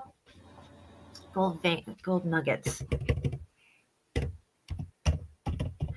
did a live stream on gold before. Again, here's a piece right here. Even this one, it always looks like it was already melted, like it's in this blobule kind of form. You know, what the fuck is with these ads, dude? Yeah. So as you can see, it just already looks like it's been melted, and then I believe that is from the X Factor event. I agree. And like I had said before, Seville Cathedral has 44 tons of gold in it. If that thing had melted down during the X Factor, there would be a huge vein of gold there. Yeah. Yeah. So even if you find copper, if you find silver, all this stuff, it always looks melted. Well, to me, Jan, see Moab, some of the landscape there was green. It was very, very green, right? So that would be copper, right? Copper oxidation. Yeah. And that's what I think that is just like melted copper all over that their surface, you know? So absolutely. I agree 100%. Yep. I agree. All right. So let me come back over here. And gold is very interesting. Very interesting how they, they give us the narrative of the 49ers, 1849. Everybody went mad, dash out west to mine gold and stuff. Yeah. It's all bullshit. Mine. Yeah, they effed up on that part of the narrative out there. Yeah. It's clever. Very clever. You know, the way they use our minds, twist our minds. It's very clever how they do it. Yeah. Like even the word mine, like what does that even mean? You dig down in the ground, you find something, it's mine. Yep. Mine. Mine in the building, or wait, what did I say it backwards? Mining the building. That's right. Building a mine or mining the building? Are we building a mine or mining a building? They took this one down. I got a strike for that one because I was showing a couple of jack wagons in a slate mine, and the guy had a blue backpack. I never remember the video, and I still have it up on Odyssey, one of my Odyssey channels. But yeah, I couldn't. I got in trouble for that one.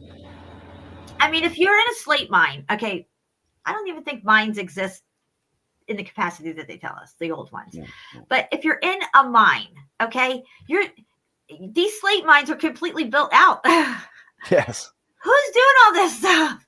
Right. And what are you mining?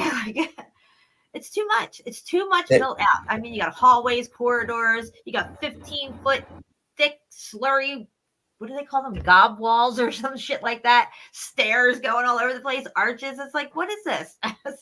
by candlelight, nonetheless. Yeah. I mean, you got to make it make sense. And none of that makes sense. But we never really thought of it before. We never spent any time really thinking about this stuff. Like the word planet. They've always told us that we're on a planet. We are on a planet, but you say planet, not planet. A planet. You fly in a plane. Are you flying in a globe or a ball? No, you're flying in a plane because the plane flies over the plane. It's always been right there in front of our faces. Anyway, I'm in gold country, Kyra says this weekend. Nice. Australia is chock full of gold and quartz. I think Australia was something else at one time. Probably just one giant building with gold all over it or something. I don't know. I'm going to have to bounce, Jan. I'm sorry. All right. All right. But all right. Well, thank you. Great to be later, on. Johnny. Yeah. We'll see you guys and have a good time on Saturday. Yeah. Oh yeah, we will. Yeah, that's I'll gonna be great. Put up 20 videos. Yeah. We do. Love you all, and you, everyone in the chat too. Love you too. Everyone. I love you, Johnny. I'm praying for you. Oh, thank you. Yeah. Tell your girls I said hi. All right. All right. Well, that was fun. Just me and you now, Curtis. All right. What are we doing? What do you want to do? You tell me. I don't know. It's your show. What are we doing? What do you want to look at? Is there anything you want to look at? I'll look it up and we'll look at it. Let's throw something out. We'll see if it sticks. A location or a topic? Whatever. It don't matter to me. You know how you check when your spaghetti's done? You have to throw it up on the thing, see if it sticks. Okay. You know about that? Yeah. Yeah, okay. let's I don't know. Someone mentioned Venice the other day. Want to look at Venice? And, We can go to Venice. Yeah. Let's look at Venice. I haven't seen a lot from Venice. Venice I mean, I Tartar. have, but not that much. Let me see here. Well, it's just full of old world buildings. Oh, that's weird looking. What are they trying to tell us here? All right, let me go in the screen share. Let's see here. Clickety click. Wish there was two of me. I could be on the drops as I'm doing this, but all right. Oh, I got to add it in. Jeez. Here we go. Check this out. What are they telling us with this? Oh. These giant hands reaching out of the water. That was weird. I used to work for a doctor in Philly. His name was Dr. Abello. And he would always go to Venice. Like, he would just, like, 3, 4, 5 times a year. So clearly, we can't not work for 3, 4, or 5 weeks out of the year. We would just go, be like, I'm going to Venice. I'm just going to pay you for the whole week. It's like, wow. There you go. Anyway, I don't know. Venice is very curious. I feel like there's the narrative on how they created Venice and what they need to do, drive these pylons down and then build these buildings. Just none of it makes sense. No. It's probably leftover floodwater, maybe. In my opinion, definitely all old world buildings. You can see the brick here. They use brick everywhere on this in everything. It's definitely brick below the water too. Yeah. Look at these little narrow streets and stuff. Could you imagine, like say if you fell off the balcony, flop right into the water? I guess that'd be better than hitting the ground and dying, but do they have water bugs here? Is that a problem? I'm wondering, I mean, God forbid you don't have a boat. What are you going to do? I guess you get on a gondola. These are the questions I have. Yeah. The more I go along, the more I just see component everywhere. I don't see buildings for use, converted to use, but right. I just see component everywhere. Almost everywhere. I agree. Converted. Most of the stuff is not meant to be lived in. The churches, the cathedrals, the Capitol buildings, the state buildings, your libraries, you name it. We don't live in these buildings. We just put all our energy into them. Mm-hmm. And the stuff that they built in the old world compared to what we're building now it's just ridiculous. It had to have way more importance than just worship. You know what I mean? It's just for them. If people came together in such a manner to build this colossal cathedral or something, and it had to have another functionality besides just going in and having prayers and whatever. Correct. Yeah, it doesn't make sense. And really, the odds of getting that many people to work, that many skilled people on that level, stop it. Yeah. And so they didn't have alarm clocks. Who's getting all these people up for work? They said they used to have people that went around and knocked on people's windows and stuff. And say if you lived on the 3rd floor, well, they'd put a ladder up there and knock on your window or something. To get out. And how do you get the message to all the people all the time on what to do and how to do it and the communication and stuff? The communication is a problem now. A big problem. They can't even do it now with computers. With instant communication, they still struggle. Am I still screen sharing? Yes. Okay. It says Venice is built on a group of 126 islands that are separated by expanse of open water and by canals. Portions of the city are linked by 472 bridges. The islands sounds legit. The islands are in shallow Venetian lagoon, an enclosed bay lying between the mouth of whatever this says. But land's not too far away. Why do you got to build your city on this fucking little lagoon? Like, why would you do that? It's correct. It's Hard You enough definitely to build a would city, not let do alone that. build it on a fucking lagoon. I don't know. And gosh, what if sea levels are rising and global warming's a thing, Venice shouldn't even be here. There it Right. is. Oh, look, here's a little view of it. Let's see if I can get this thing to play here. What is it? Is it going to play? Here it is. Hold on. Let me make it big. What the F, bro? I can't take all these fucking things. Hold on. There it is. I don't know why it's not working right. Yep. So, I mean, I don't know. I just don't think that there was water here at one time. These were probably the roads that are filled in where the roads are. Mm-hmm. And, there's enough buildings sticking out that they can, still live on them and stuff. But now you got to get along through, with a boat or a gondola or whatever. It's crazy. They don't have very many new buildings. I did look up new construction for Venice a while ago. There is new construction going on. It's usually either a refurbishment. A Starbucks. Right. But all of these buildings that you see in Venice, speaking, are all original. 100%. Yeah. The bridges might be newer and stuff. I don't know. Wow. Just wow. It was all there. It's crazy. It all made it through. It sure did. What are we looking at here? Okay. I don't know what the site's doing. Things to do in Venice. Wow. I want to go to Italy so bad. It's not even funny. Maybe we can have a meetup in Venice. Oh, we can have a meetup in Salerno, Italy. There you go. Start there. Salerno, Italy's saving. got a lot of melt. Yes, it does. It sure does. Have you ever been over there, Jen? No, I have not. My grandmother used to go every year. She would go to the Salerno and the Isle of Capri, and she would always bring me back stuff. My great-grandmother spoke only Italian. Really? Mm-hmm. That's so cool. My grandfather had a really strong accent, really broken English.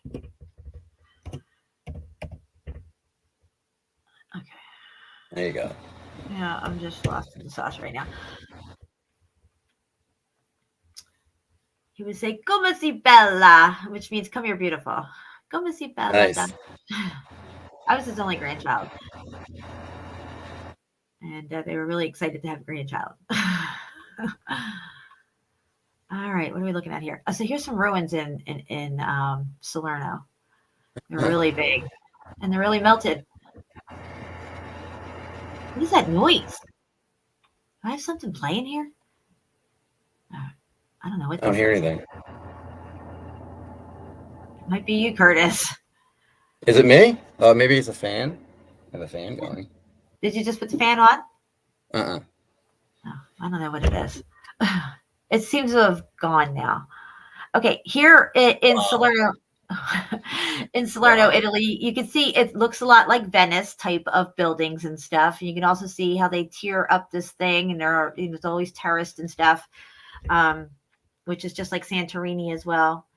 And you can see like this. Oh my God, what the hell just freaking happened? I hate this freaking scroll thing on my computer. Okay, even here on this side, you can see these arches down here coming through. There's a road up Crazy. here. Yeah, but you can see that all through this coastline and stuff. It's pretty crazy. These are not good pictures. I don't know what's going on here. Here, this is a little bit better. Yeah, it's kind of get grainy when you go in there. Okay. That's the one I was on. Ferris wheels, I think they play a part in all this too. Because it's like every town has a Ferris wheel. Can you go back one? Yeah, sure. 2? That's fine. See, I see, of course. What do you see, Curtis? Pattern all across the top up there. Up here? Right there. Yeah, right there. Stop right there. Go right. Right. Right. Up. Oh, right here? Right there. A little bit to the, yeah, there's a circle right there. And there's like a right there. The whole thing is a Yeah, it looks like a flower. I see it. It even has that little nodule thing that you were drawing in your drawing. Yeah, it's there. It's under the all the growth, and it's easier to see when you back out of it. But that's what I see right away. Yeah, There's another one. There's another one to the left of it. Another circle. Another circle to the left of it. Right there. Right there.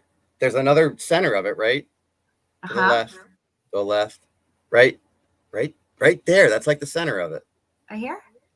It's bigger. See, it's hard to show it when I don't have control of the mouse. Right. I gotcha. But that's all I see. Okay, so I had sent you a picture the other day about that thing in Yemen. It looks like a tree stump, but the way I see it from above looks exactly like the drawing that you. Okay, right. Show everybody that because I thought it was pretty compelling. Because I'm looking at this, I'm watching your video, and you're holding it up, and you're all like intense and stuff. And I'm like, gosh, this guy's like so super passionate about this. It's awesome. So I'm like, what the hell does this thing fucking remind me of? And I'm like, oh, okay, I know. And I sent it to you, and you're like, yeah, pretty much. Yeah, it is. Okay, so let me forward this to myself. It's the same. It's the same pattern, but in macro, or medium macro. Medium macro. I haven't heard that medium one yet. Macro. different levels of macro. Right. All right. So let's see here.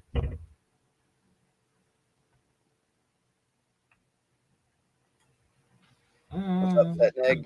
Just wait a second here. I'm gonna come off screens here for just a second, and we're gonna get into this picture here as soon as I bring it up. Okay, here it is. Got that. Oh boy. All right, let me do something else. All right, just hang on one second here.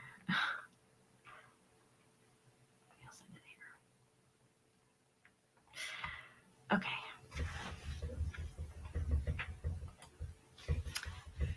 All right, I got it. So let's get back into the screen share. I'm sorry about that, guys. Entire screen. Where did it go? Oh, there it is.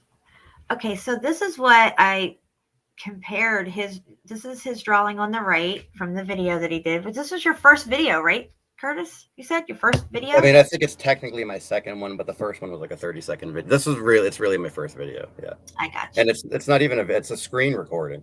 That's how I made it. I didn't have a computer or anything. That's how you do it. You know, you can take a folder on your phone and you can talk over it.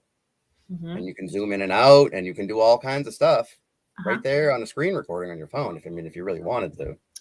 Does your phone come with a screen recorder on it, or do you get an app? No, it's on there. Okay. I don't have it on mine. I have to get I get like AZ screen recorder or whatever. And, I use it a lot now that I know how to use it. Well, that's it. I think your videos turn out pretty good. You know, whatever whatever you're using, it looks nice and clear, and I like it. It's just the phone. I got to get out and use Shapu's camera, but I haven't. Yeah, I meant to ask. I might bring it Saturday. You haven't used it yet? Not yet. I haven't gone on a Red Brick Saturday in a couple of weeks. I've been real busy. Well, yeah, this is supposed to be a volcano of some sort here in Yemen. Some people like to say it looks like a tree trunk, but it's all built out. When you get up to this rim right here, you can see that there's even a really like a sharp walkway going around here and stuff like. But yeah, that's what it reminded me of. And I mean, is this the end result of the macro? You know what I mean? The last giant node. I don't even know. It's not a nipple, it's a node. And is it the front hole or the back hole? I really don't know. Could be both. Could be whatever you want it to be. It's definitely X-factored that picture. That big hole? See, I differentiate. I mean, I know a lot of people do too, but I really differentiate melt from X. Something that's X-factored and something that's melted is two different things to me. X-factored is more transition and pattern. That came up, right? You saw all that. Okay. No, you were not sharing. I was going to tell you that. You can tell me. Oh my God. All right, let's go back. X-factored is transition, in my opinion. Yeah. Look, you're fired. co-host doesn't tell. I'm not. I don't know what I'm doing. It's okay. I forgive you. All right, look. Can you guys see this? Am I sharing? Sharon. It's up now. It's up now. It's up now. Are you sure? Don't make me Yes. taser you, Curtis. Oh yeah. Okay, look. Tease you. This is the front hole, and this is the back hole. Or it's a node that exploded. Yeah, it is. It is a node. It's Or it's definitely part something. of the. It's X factor. It's part of the X factor pattern, in my opinion. I agree. Something did this. And yeah, so some people, like I said, think that this is a tree trunk. I think it's like a melted down tower. If you go by what Curtis is saying, it could be the end result of these nodes, like the final stage of it, you know? And yeah, that's the very, very end. And either the event ended. Yeah, because these nodes, that what you were showing, at least what I can pick up so far from this pattern, is that, you know, there's different levels to the pattern. You know what I mean? And, you know, you can tell if it's like a baby node or a full on node or like, you know. I mean, oh my gosh. These are the kind of pictures that made me draw that. I mean, yeah, I drew that freehand. Obviously, it's not on a computer. The whole presentation was on. You did really well, I thought. You know, I mean, this is you said like how many times to do it and stuff and get it right and everything. Make so sure many people times. I had to buy the protractor kit on Amazon because I was tired of finding household items that would be the right circle size. Yeah, like a cup you're trying to draw over and over. I was rummaging my cabinets, looking at everything for different sizes, and it was just not working. Right? You never find what you need, but then when you don't need it, it's right there. It's like, wow, I could use this. Of course. Right? All right. Well, enough front hole and the back hole. We're gonna get off this. Each one teach one. Oh, you guys are funny. Can you guys see me? Yes, we can, Natalie. We can see you. All right. So I think the first meetup should definitely be Tenerife. and then we'll go to Salerno. And then from there we'll go to Greece. We're going to go to Greece for sure. And Santorini. And yeah. It's just going to be a whole never-ending, boots on the ground, flat earth fucking exploration. That sounds like quite the adventure. Let's go. And if I get rich and my XRP blows up, I'll pay for it all. All right, that's a deal. Okay. XRP millionaire in the making. What's she saying here? Where we go? Hold on, it's moving too quick. Whole like is. Yeah, then Turkey. Yeah, Daryl. Turkey and Iran. Oh my gosh. Do the Meltology World Tour. The Melted World Tour. Melted World Tour. Sponsored by Meltology 101. Yeah, there you go. Tickets are on at the merch store. There's no tickets. It's free. It's free. No tickets. I'm paying for it. Oh, yeah, bring your boots. That's all I gotta say because I'm not buying boots. Bring some boots. Daryl knows what's up. Daryl wants to. Daryl. He said he was going to go pay for the whole Italy thing. Let's go. He's probably like, "What? I didn't say that." That last pic has a star fort shape around it. Yep. It seems to have branched out that way. That I don't know. I think it's rotating. A lot of things that we're not understanding. Now, see, you're picking up on a pattern and trying to understand what it's doing because we're seeing it in its solidified state. It's not moving anymore and creating this pattern and stuff. So you're getting to understand different levels of the pattern, different levels of heat, which will, if there's more intense heat, I guess the pattern would continue and get larger, right? Correct. Right. It's never ending. Right. Never ending. What's up, Lilo? What are you doing? Come on up. Say hi. Nice. You gonna lay over here? She likes to lay right here on my jewelry. It's like I have. Anyway, Do what you're gonna do. Don't let me stop yet. All right. So yeah, so these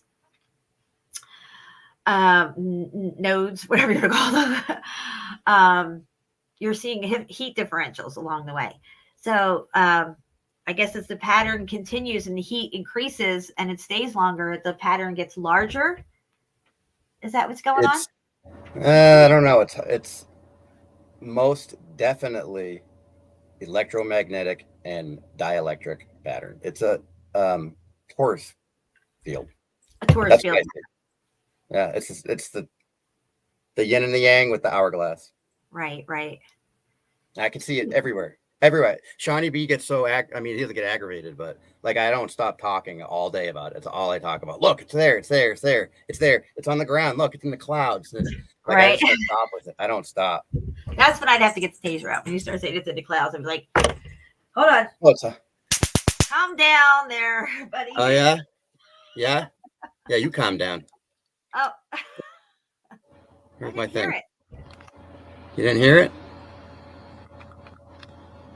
Yours sucks. It's what?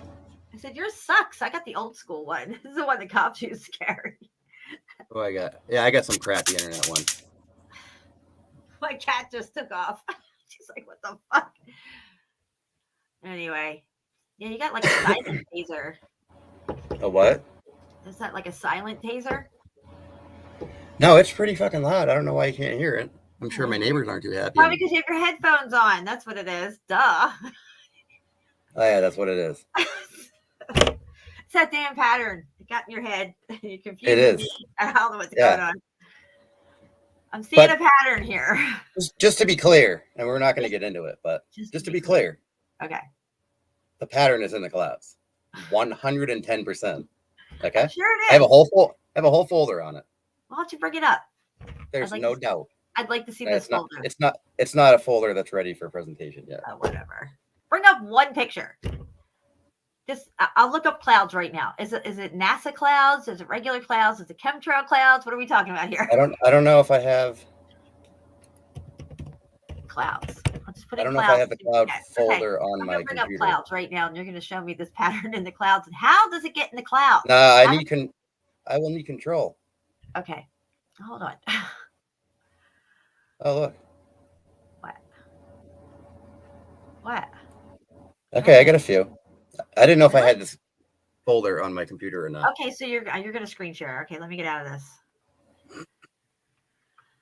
Okay, I'm starting to see it in the walls. I have not seen it in the clouds. I'm not making fun of you. I just want to see what you're talking about. Oh, it's there. And I will absolutely show it to you eventually. I just need time to. Just one picture is all I need. I got to present. I fly in the clouds. Oh, what did I just do? Oh, and I have something to say about this flying, through the clouds. If anybody's been on an airplane and you flew through clouds, okay, or just say the clouds right outside the window, kind of, maybe like 10 feet away from the plane, and you're supposed to be flying at 500 miles an hour. These clouds. Okay, like when you're on the highway, the trees are going by you pretty fast. But the clouds, listen to me. The trees off in the distance aren't moving as fast as the trees that are right next to you in the car, right? Correct.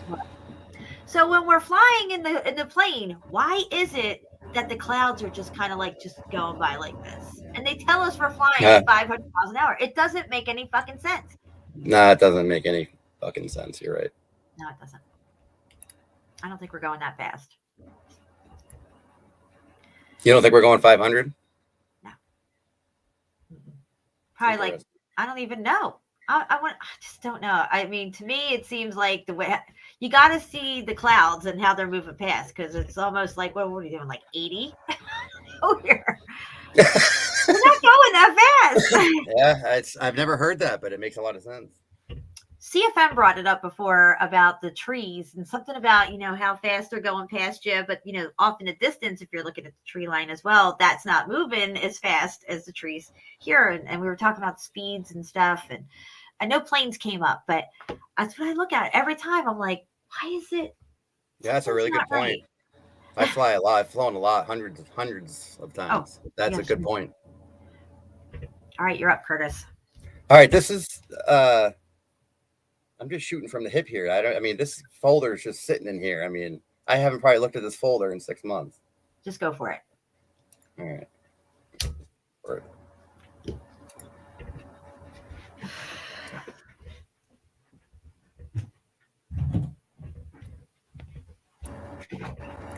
All right, this is me driving. I mean, I haven't even looked at these. It's okay. We'll do it live.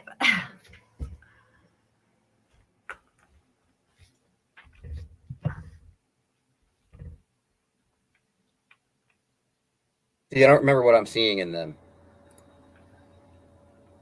Okay. What about that big puffy one over there? Yeah, that one. This one? Yeah, is there anything in that? Huh. Do you see anything? Not right off, but I mean, it's there, and I'll find the right pictures. I don't have it right now. It's all right. Let me see here. Do I have any clouds? I don't know. And when I do, you're not going to believe Look it. out. Yeah, watch out. There will be no time to bleed. I'm just having fun. No, I don't have the right folder. All right, I'm going in the screen share. I'm taking you out. You suck. Kick me out. Kick me out. Taking your screen share out. I'm going to get in the screen share. I'll have a folder ready. If I am not screen sharing when I start talking, you better tell me. Or I'm going to definitely kick you out. All right. Let me see here. Hello, can you see it? Oh, wait. I don't even have. Hold on. I'm new. You are a little green. Yes. All right. All right. What was your question? Go ahead. I can see the screen. I said, do you see what I have on screen? No, I do not. What? No. All right. I see you. There you go. Now you're up. All right, here we go.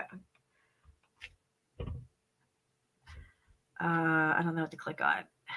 How about this? Look, they're drawing the pattern in here. Of course. So it's. I can't wait to put the folder together because I have a lot of people saying the same thing. It's not up in the cloud. You're crazy. Oh boy, wait till I put a folder together. You won't even believe it. But so when you draw a cloud, when a 5-year-old draws a cloud, right? How do they draw it? How's it shaped? They do this. Hold on, I can't see you. I'm in the screen share. Okay, what did they do? Well, look. When a 5-year-old draws a cloud, it looks like this.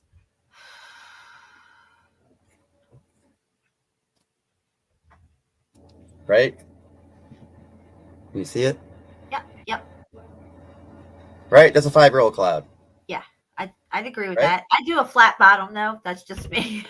Oh, I do a flat bottom? Yeah. All right, we'll do a flat bottom. There we go. It's your cloud. Gosh, one light's really bright. Oh my God, I'm sorry.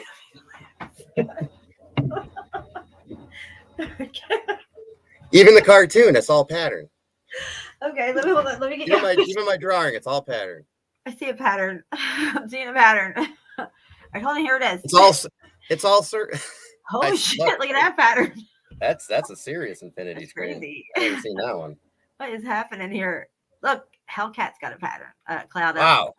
I mean, HCat. I said Hellcat. Sorry. Wow, I never seen that before. All right, take that out. Okay, so where have we gotten to with this so far? I'm supposed to be looking at clouds. We haven't got anywhere with me. I just showed a cloud folder with no evidence, and I drew a 5-year-old. What about storm clouds? Cloud. Are they it's coming. Do you see them in chemtrails? What's this? No comment. Yeah. All right, I'm going to bring this up. This is pretty crazy looking. I got like these crazy storm patterns. This might do something. Oh, yeah, but you go right to Doppler radar, forget it. It's all pattern. All right, hold on. That's what a hurricane is. It's rotating. Yes, I agree. Yeah, it's a moving node. So is a hurricane, tornado, all of it. It's all rotating, all doing the same thing. Okay, let's look at this. Oh, no, not that one. Not that one. Where did it go? I had it somewhere. Here it is. Okay. All day long, Jen. Is this what we're talking about? What do you think that is? You think it's an They're accident? nodes. Look, here's one right here. Look at this node. 100%. All right. It's all pattern. It's all pattern. It's all electromagnetic dielectric pattern. All of it. All of it. Look at the one on the top left. It's all pattern.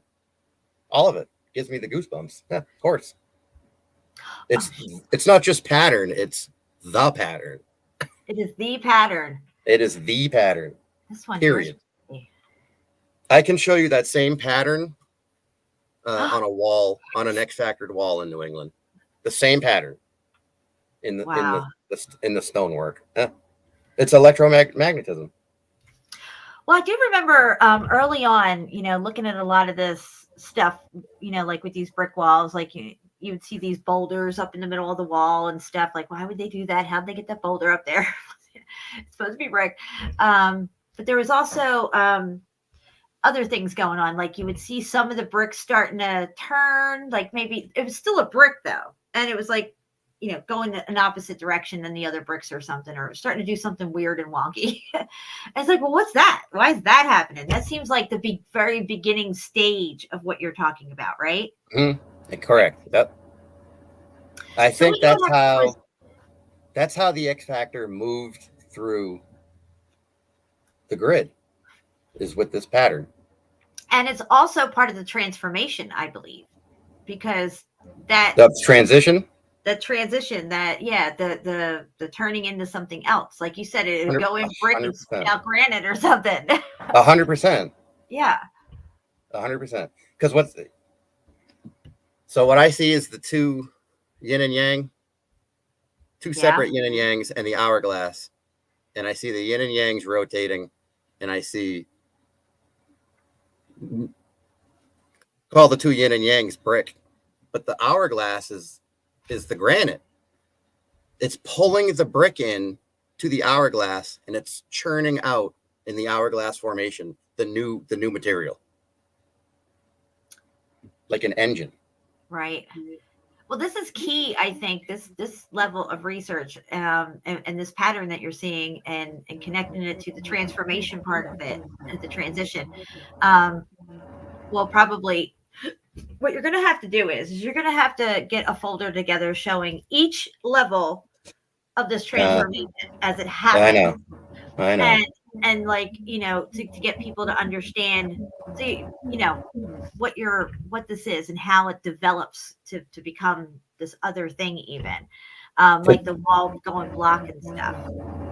It's coming. It's just too much boots on the ground. I mean, this is the boots on the ground time of year right now. When the leaves start falling, we're going to be busy with Red Brick Saturdays. But when the snow falls and it's harder to do boots, that's when I'm going to start working on the folders. Right. I was just looking at this cloud outline here. That's probably some of the best places to find the pattern is in Doppler radar or Google Earth and ultra macro. Look, 100%. Look at this. 100%. Right here where the 583 is, when I take my thing away, look. Yeah, it's a yin and a yang. Yeah, that's what you just showed on that brick wall or whatever we were just looking at. When I was Italy. So on the left is your one yang, on the right is the other yin and yang, and then going through it diagonally is your hourglass. Yeah. I see it. So right through and here. Each one of those circles, like I said, is a yin and yang, but each one of the circles themselves is also can break down. The one on the bottom, look, you can break it down into its own yin and yang. Yes. It's there.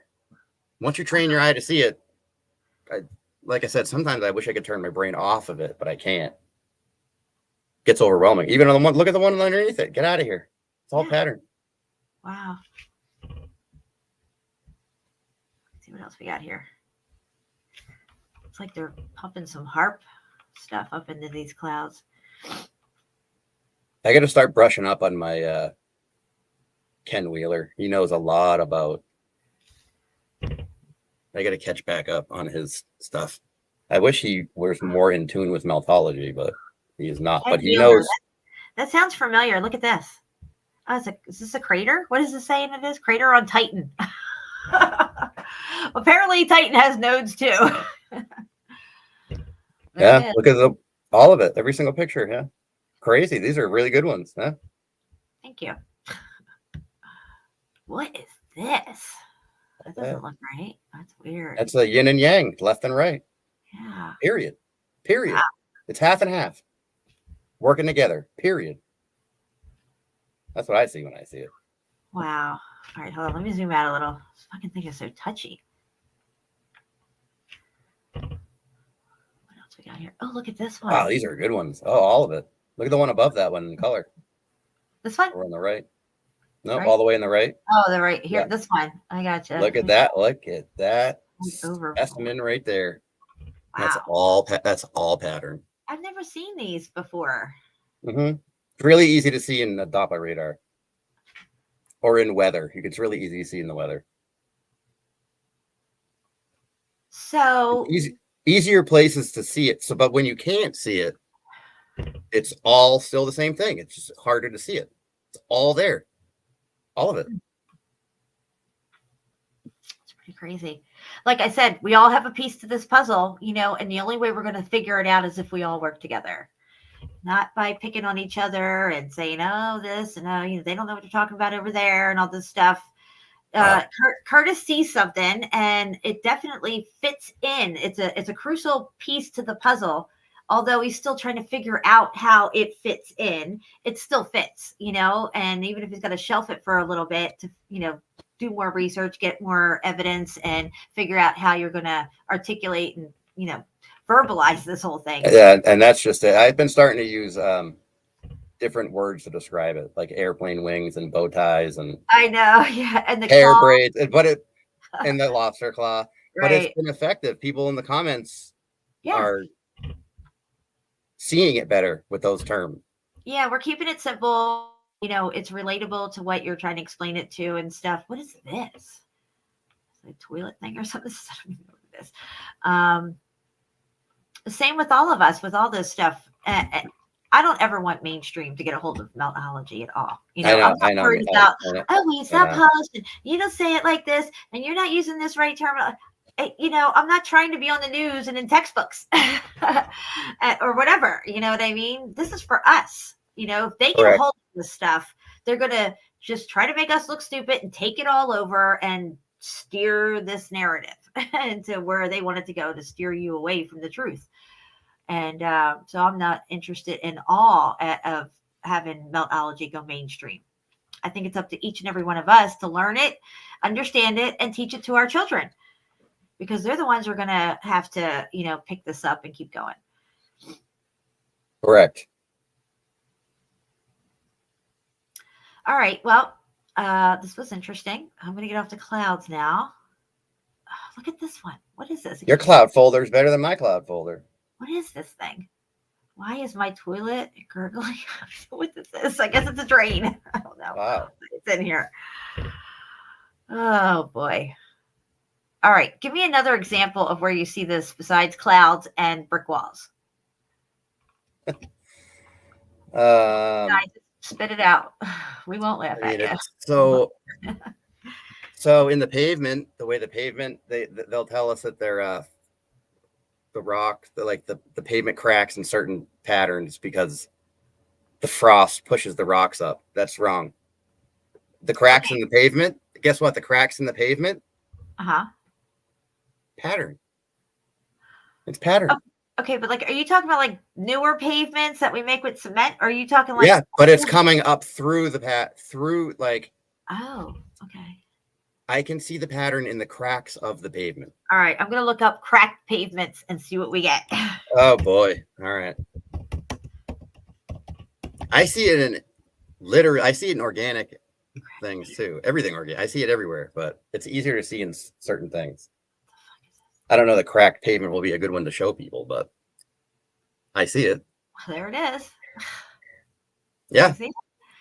Yeah. Look right here. I can see it. It's in. Correct. Correct. That's correct. Yes. Yes. See? All you gotta do is look up cracked pavements. Cracked asphalt. Wow.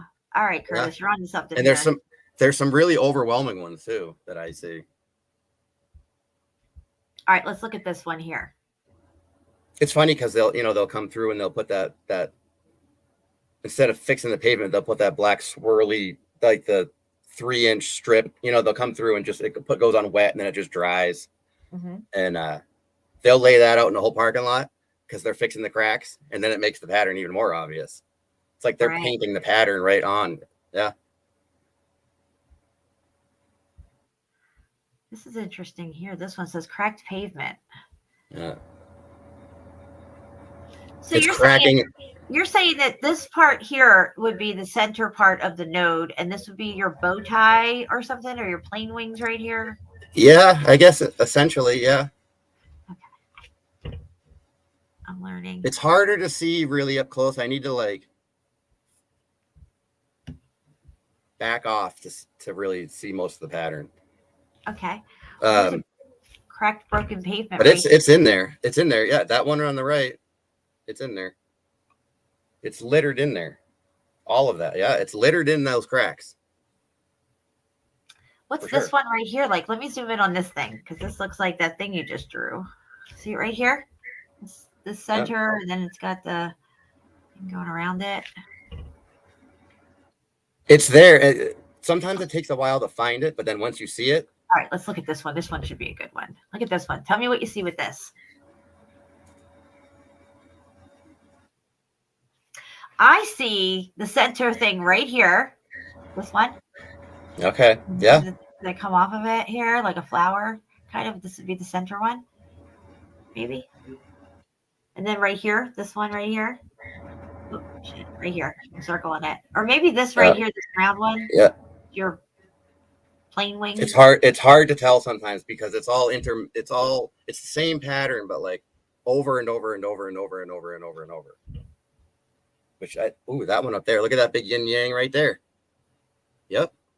That picture. Yep. Right up at the top left. Up. Okay, hold on. Top left. Yep. I'm going. Up right here? Right there. Okay. See those two big circular holes in the pavement? Uh-huh. No, go right. Right there. Right there. That's yin and yang right there. They're up and down. They're top and bottom. I got you. Right? Huh. Mm. Now, you were saying something on your video about the mountains and then the valleys. That one I'm sure of. Yep. Yep. Explain this pulling down of the building as it's going to its speed event. How do you? So, because you said there's a boulder, usually a big boulder somewhere in the middle of a valley and stuff, just there, and that would be the end result of the node being. So imagine a building 5,000 feet tall, obviously, and 10 miles long, which were everywhere. Uh-huh. Sorry, I'm looking at nodes. Right? And when the event happened, it didn't necessarily melt, but I think certain areas, and I can make a folder of this too because I see it everywhere, kind of pulled down. This is the top of the building, and I think some areas pulled down this way, and ultimately leaving the shape of mountains. But the mushroom shape that they always say, oh, they're tightened, they're petrified mushrooms, because that's a common signature. And almost every single time you see those, they're in the dead center of a big circle. Yeah. Because that's like the leftover of a huge. I don't know how to describe it. A huge building. They got muffed up. It's like ground zero to that whole area. And that's why those mushroom shapes are there. That's what's left over from. So if you look the at X-factor process. Say if you go to Utah and look at Goblin, I think it's called Goblin Canyon or something like that. I'm pretty sure it's in Utah. They have a lot of these type of mushroom looking type things. So you're saying that these probably formed through that event. 100%, yes. I'm going to end up doing a whole folder of those mushroom shaped. But see, when you see those, you can't look at them up close. You have to you have to pull way back into ultra macro, like as far as you can go, and that's where you'll see it. Okay. All right, here we go. Goblin Canyon, Utah. Images. All right, here we go. Look. See? Look at that. Is Yeah, this... 100%. That's the signature. Yes.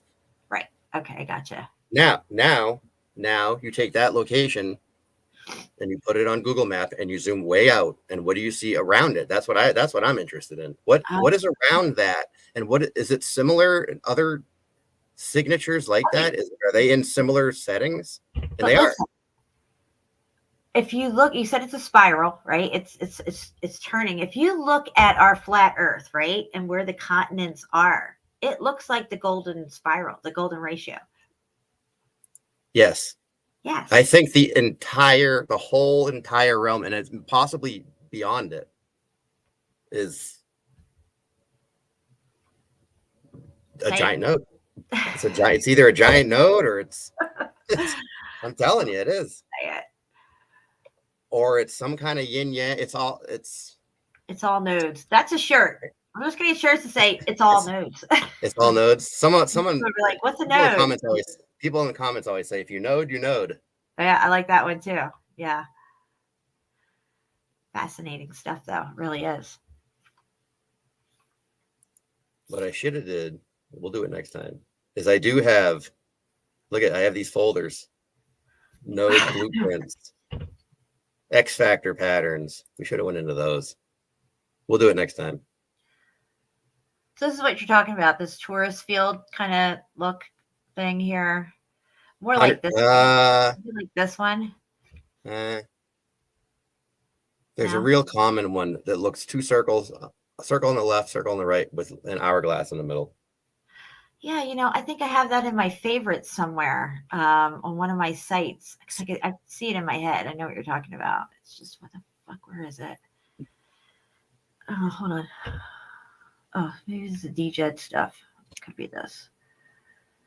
Let's go to Jacob's Ladder. I'll drop the link for Jacob's Ladder for you guys again. And yes, when you click on it, it's going to say danger, don't go to this site. But then you just hit this other little section down at the bottom and it takes you right to it. They don't want you guys to know this information. Just saying. Okay, so we're going to look at what he's talking about. What? Node messing around. Yeah, node messing around. Where is that field thing at? Okay, so here's our plane, kind of whatever. Okay, so we'll just keep going. Now I got it in here somewhere. It's kind of like that pattern right there. Yeah, mine it needs to have a circle on the left and right. I know, I'm getting it. I know it's down here somewhere. Do you think that this is why we find so many supposed petroglyphs that are spirals? Say that again. Okay, the petroglyphs, if they're even real, because I don't really think petroglyphs are real. 100%. A lot of them are spirals. 100%. Yeah, like why would they always not be 90%? 100%. 100%. Yes. Okay, let me just go. I know it's here somewhere. These are your DJeds.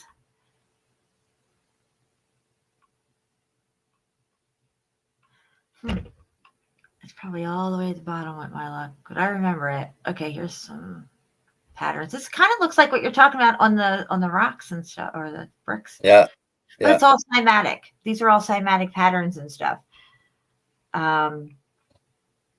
Frequency. It's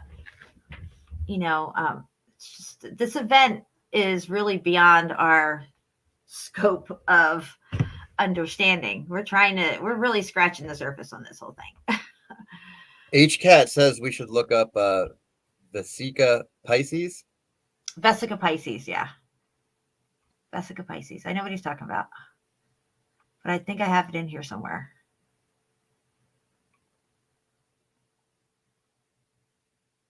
I love this site.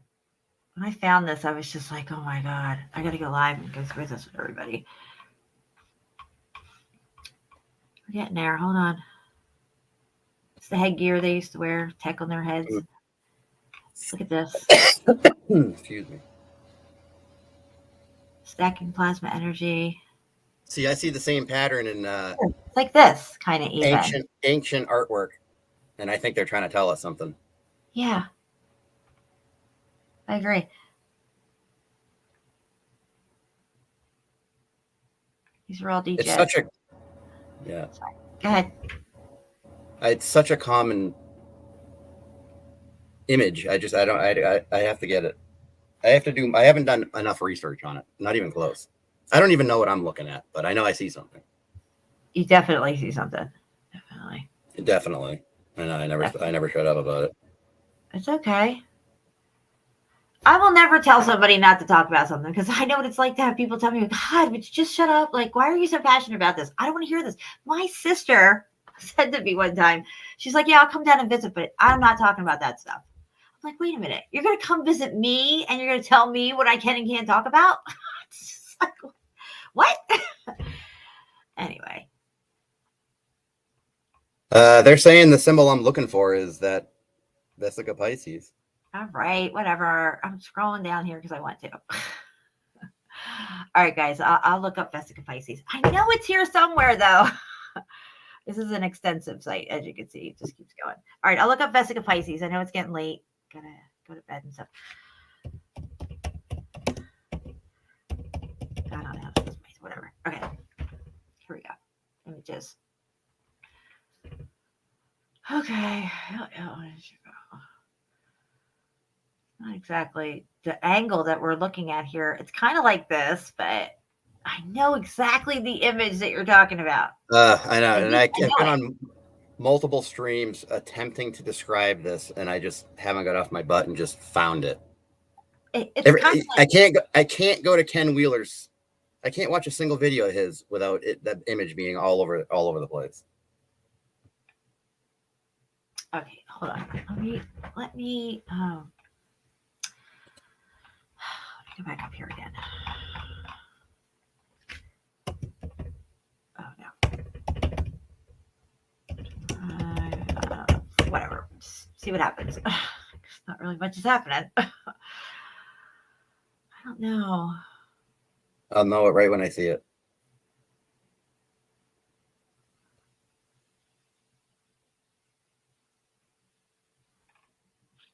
What if you just type in Taurus?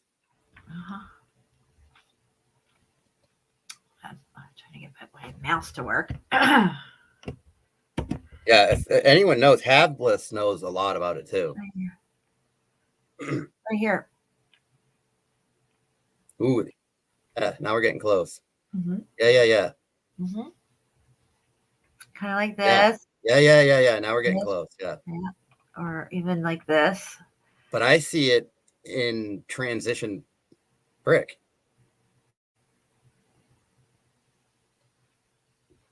Huh. Let's click on this picture. This looks intriguing. I like this kind of stuff here. Why are there so many freaking ads? I can't deal with it. Wow.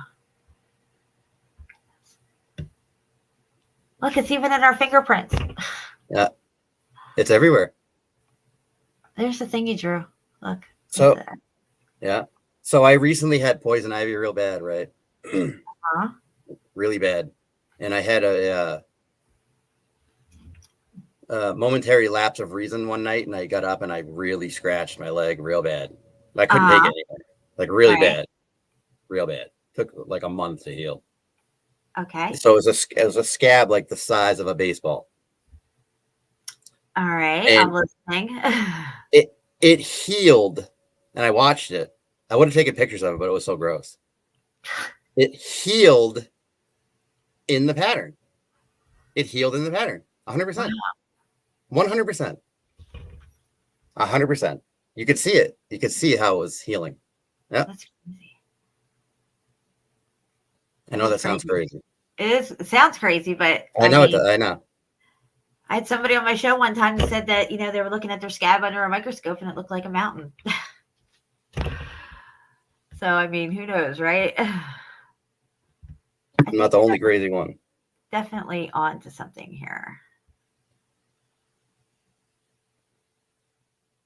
I see the pattern, and I see sine waves everywhere in the melt too.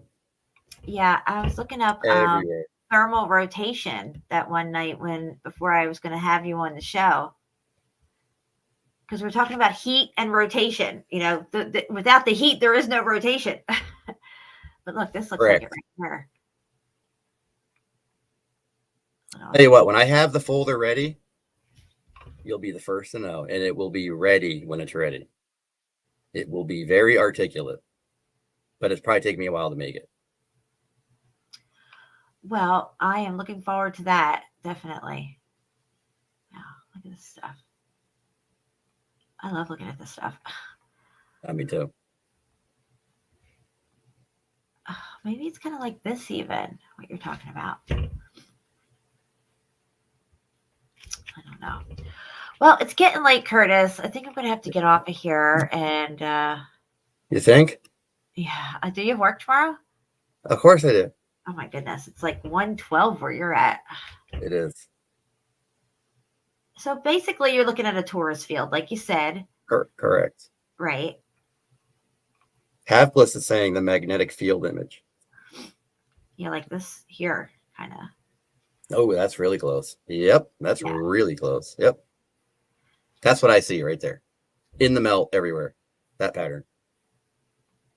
Maybe this is the fingerprint of the creator. It's here. That rings a bell in my head. That resonates with me. That's how I feel about it. Yes. We might be seeing the fingerprint of the creator here. Could be. I mean, that's actually, Jen, that's exactly how I feel about it. So. Well, there you go. Great minds think alike. Not that I have a great mind or anything. I'm just saying. Anyway. All right, let me get off of here. We'll get ready to get out of here. And this was a lot of fun. It was fun. I didn't expect to come on. I didn't know if my headphones would work. Yeah, it seemed to be working fine. What's up, 405er, Soul Survivor? What are you doing? Where you been? Slacking on coming around? I see how you are. Whatever. All right, Curtis. Well, thank you so much for hanging out with me. I really appreciate you. And of course. And thanks for having me on. You're going Saturday for your boots on the ground, right? I am. Are you gonna? Is Red Brick Saturday? Huh? Are you guys just recording, or is anybody gonna go live while you're out there? Someone else asked me that. Probably just recording. I mean, what do you need? 1,000? No, if you have StreamYard on your phone, from what I've heard, if you have StreamYard on your phone, you can live stream that way through StreamYard without having the sub count that you need. If you're going through YouTube directly and try to live that way, then you need 1,000 subscribers. Well, Shawnee has almost 3,000, so he should try I don't know. I don't know if we'll. All right, we'll talk. I'll definitely bring it up. I'll bring it up. And we will definitely, maybe in the future, go live. If not Saturday. All right. It's going to be an epic day. Looking forward to it. We've been trying to get a hold of David Wayne, but he's busy all summer and he's finally freed up. So we've been waiting for this day for months and months and months. And you said you're going out where there's an oil pipeline, you said? Or some kind of... It is the Fitchburg steam pipeline or something. All kinds of old world infrastructure everywhere. All that brown metal in the woods everywhere. Yeah. Well, this was absolutely intriguing, and I'm looking forward to more information on this stuff and seeing you guys' videos and boots on the ground. Thank you, Crazy John. It's a great show, as always. I appreciate that.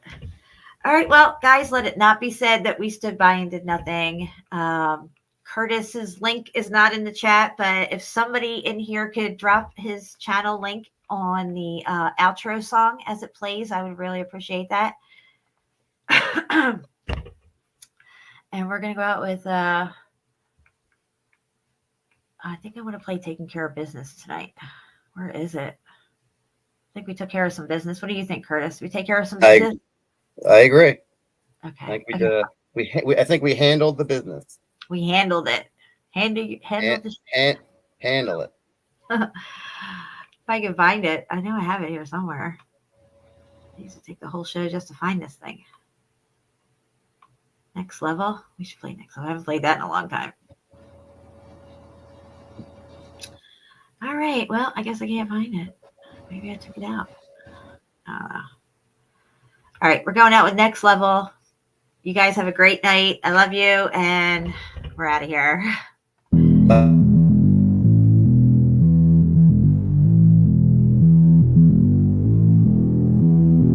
I'm on the next level. Yeah, I know you heard about it. Motherfucker. You know I'm bout it, and don't you ever doubt it. I'm incomparable, that's why they staring though. Turn up the stereo, check it out, check it out, check it out. I'm hot just like a sauna, New York to California. Too hot, too hot. You ain't seen nothing like this, nobody do it like this. I'm on the next level, next level, on the next level. They all trying to catch up to my next level, next level, on the next level. Check it out, check it out, check it out. La la la la la la, la la la la la la, la la la la la la, la la la la la. Motherfucker. You like that old school, back in the music, that shit is old news. I'm popping through the ceiling, that's my motto, that's my motto. I lead, they follow. I'm hot just like a sauna, New York to California. Too hot, too hot. You ain't seen nothing like this, nobody do it like this. Motherfucker. I'm on the next level, next level, on the next level. They all trying to catch up to my next level, next level, on the next level. Check it out, check it out, check it out.